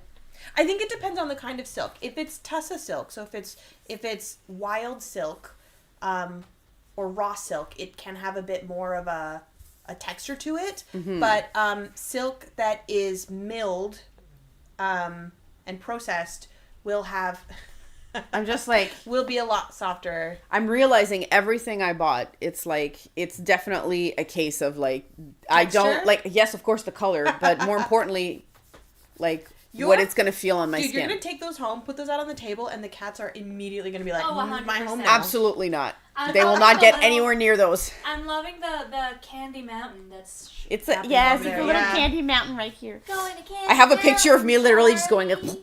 on my Yeah. in my Oh purchases. my gosh. Next, Show me more. They had an emerging makers market, which was really cool. yes. Yeah, Oh, that's so the they one had- thing I forgot it was to bring. in the room, Oh no, it's here. below, like on the floor below, and it was like in the lounge area, and so they had a whole bunch of Whoa. different tables. And so I got a sock blank from one of the Oh, no, I did makers not. there. I So believe his cute. name was Nicolau. I can't quite remember. I'm gonna give you guys a little close up. Yeah. So sock blanks are really good. They're machine knit panels. Typically, they'll have 2 strands of like sock weight, fingering weight together, and then they're dyed as a panel. And then when you go to knit them, you're pulling the panel, you're undoing the panel to knit the sock. And so you have a like almost mystery of how the socks are going to work up, which is really fun. So cool. So I think these will be my dad's holiday socks. That's my tentative plan with I these. really like the colors. Thank you. so pretty. Yeah, I love sock blanks because they're Is really this great for Hell's Double? Yeah. So I've sort of So undone it a bit. nice. But yeah, you can see there's 2 strands there. Oh yeah. Yeah, but these are great for like on the go knitting too because you don't have to worry about winding the ball. You can just Yeah. start immediately. I love So them. yeah, I think my dad's holiday socks will be these. Who knows how they're gonna turn up?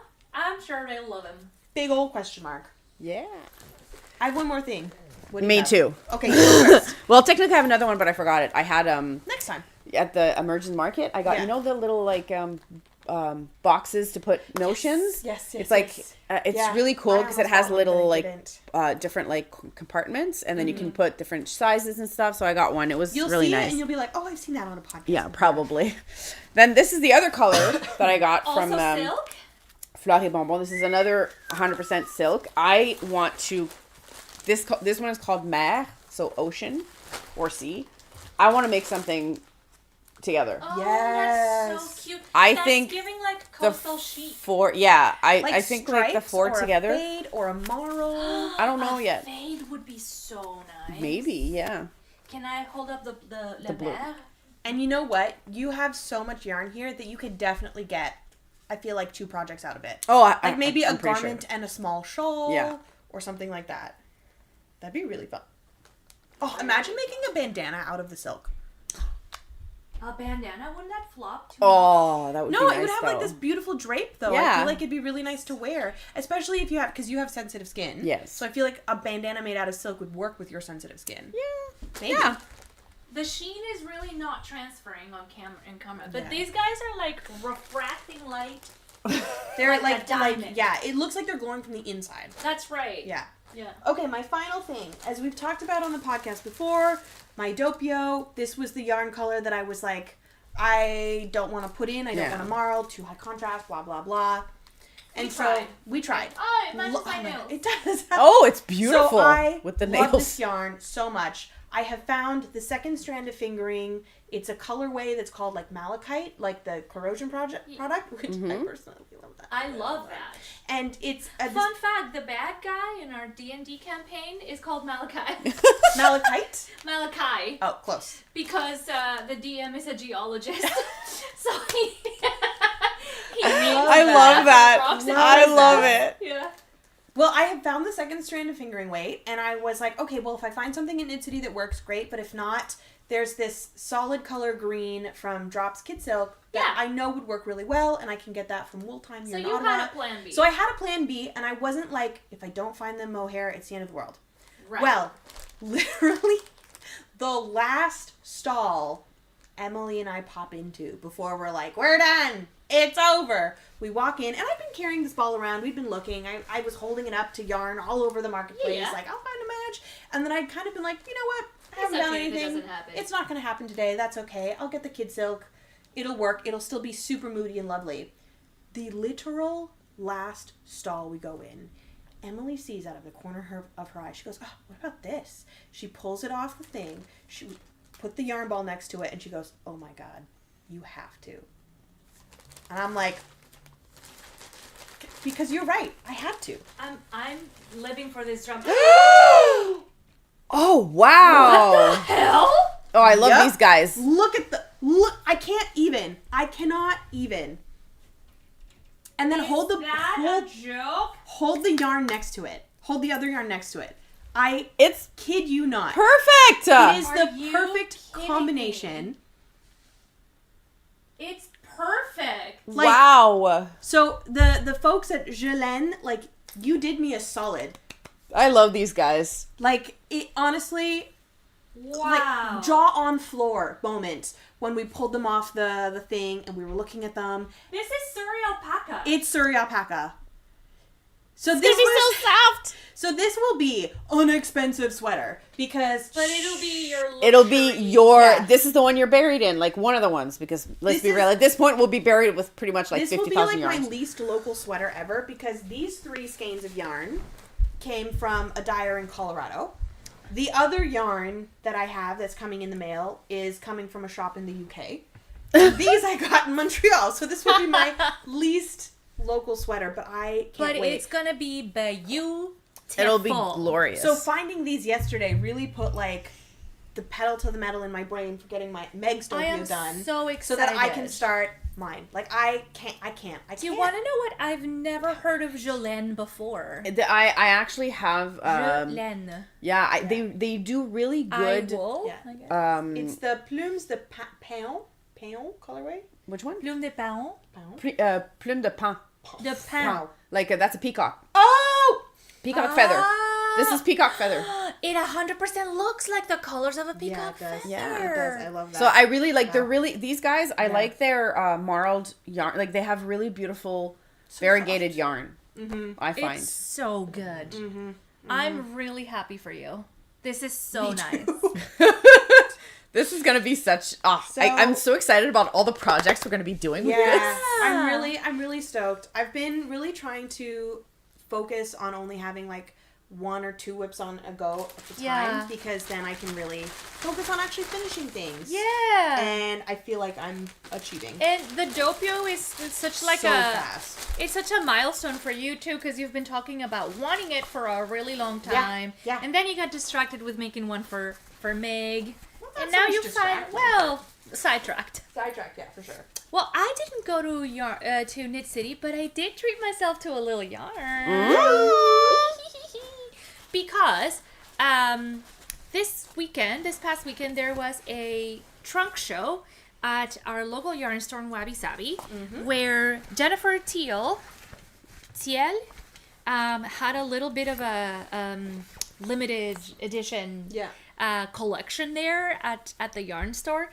And I was there, and I treated myself to some self-striping sock yarn. Nice. And I'd like to show you what I got. Yes. She has a beautiful eye for rainbows and thick self-striping yarn, like that makes thick stripes. So the first one I got is this set that comes in 2 separate 50-gram skeins. This is called Rainbow White, and it's blue face Leicester with nylon and, with 20% nylon. And it is 483 meters or 528 yarn. Dang, That's a lot. That's a hefty. It's a hefty one. And I mean, I fell in love with the sample that they had in the store. They had cranked up a tube within a 64 stitch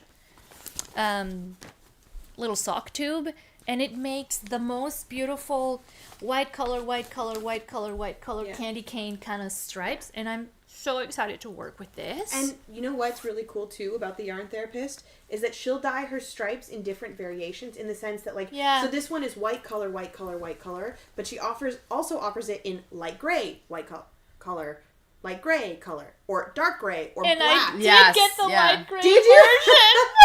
Yeah, this one is called the 90s Called. And it is a 50-gram shorty sock set. I can show it. Superwash merino nylon, but it comes with a contrasting light gray of the same tonality for the heels and the toe. Oh, love that. And that's so lovely. Those are gonna be such happy socks. It's gonna be like the happiest, most rainbowy socks I own yet.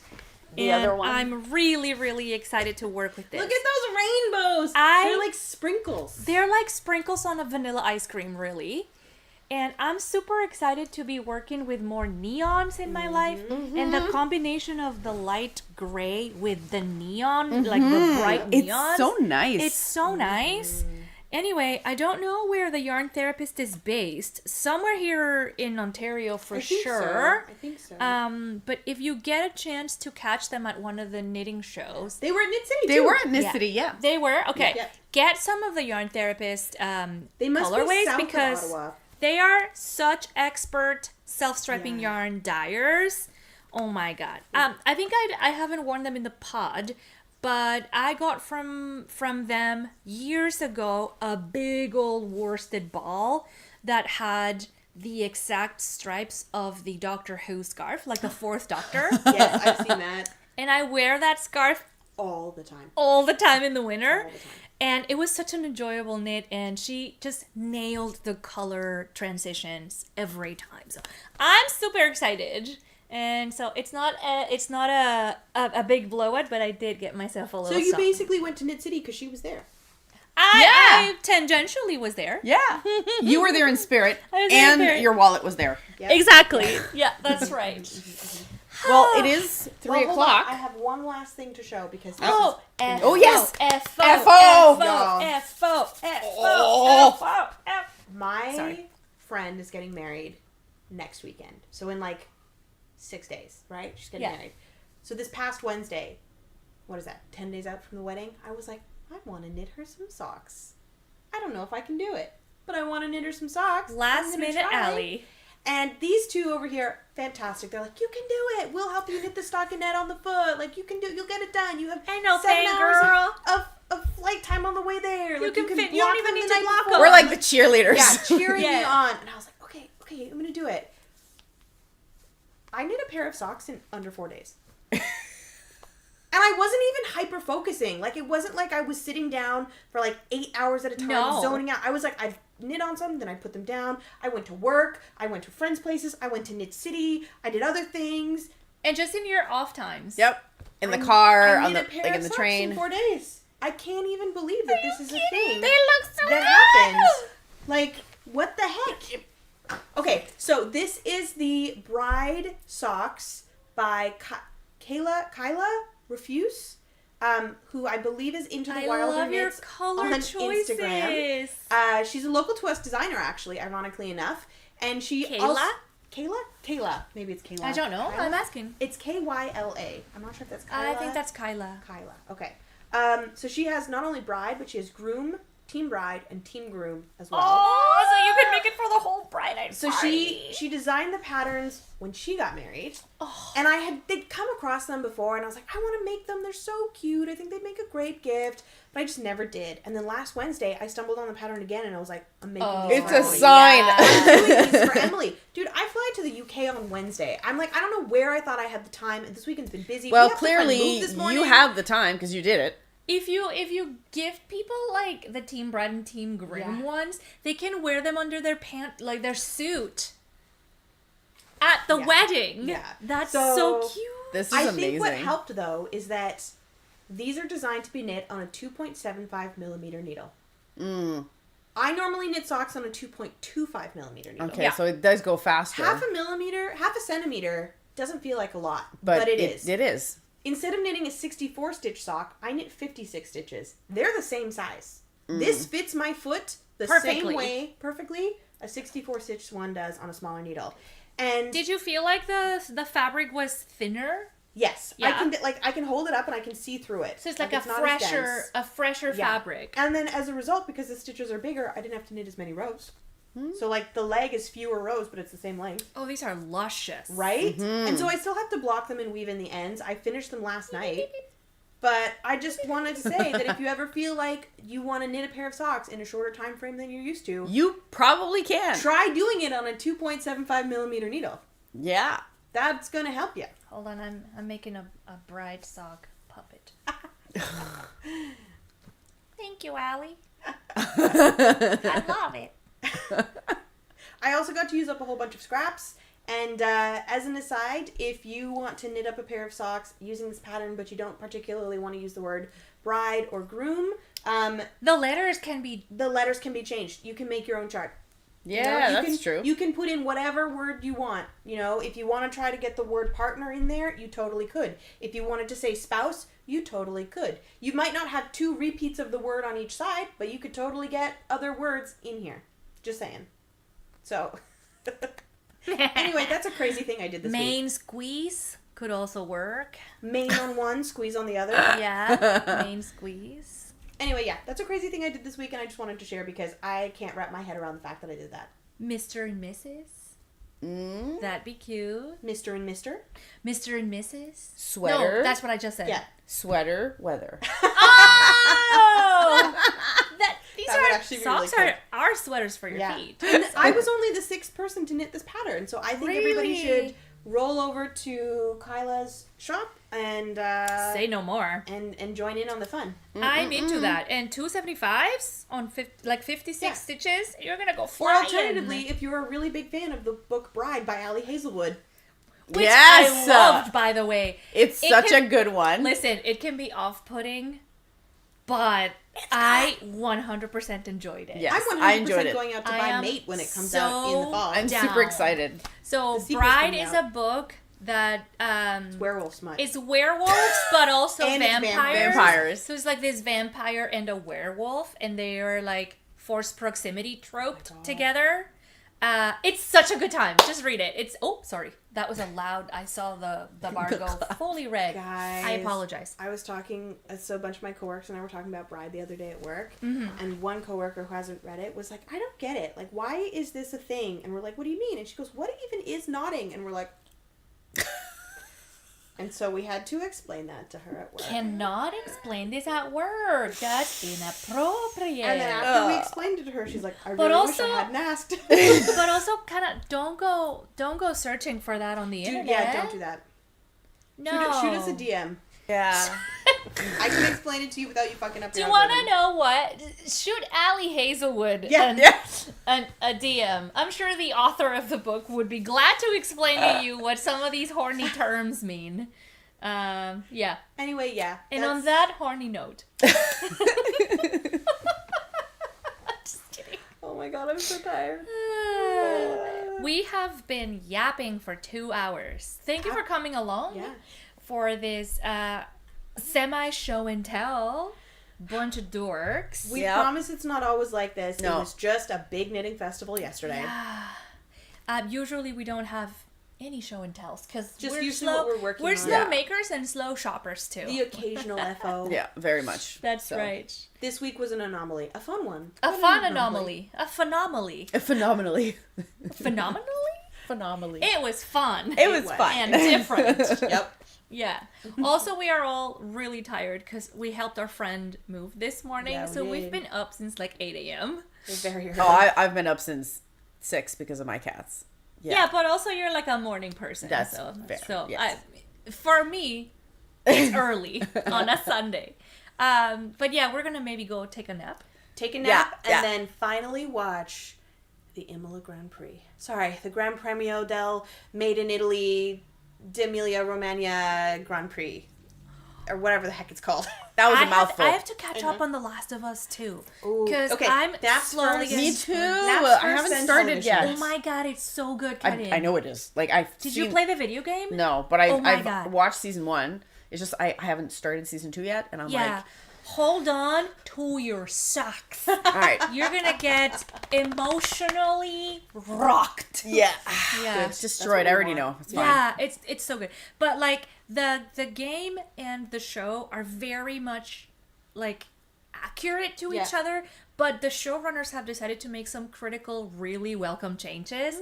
And those are the changes that I don't want to get spoiled for. Fair enough. Okay. So we gotta get going. Yeah, go I'm watch talking it. to you, Gerbo, in the chat.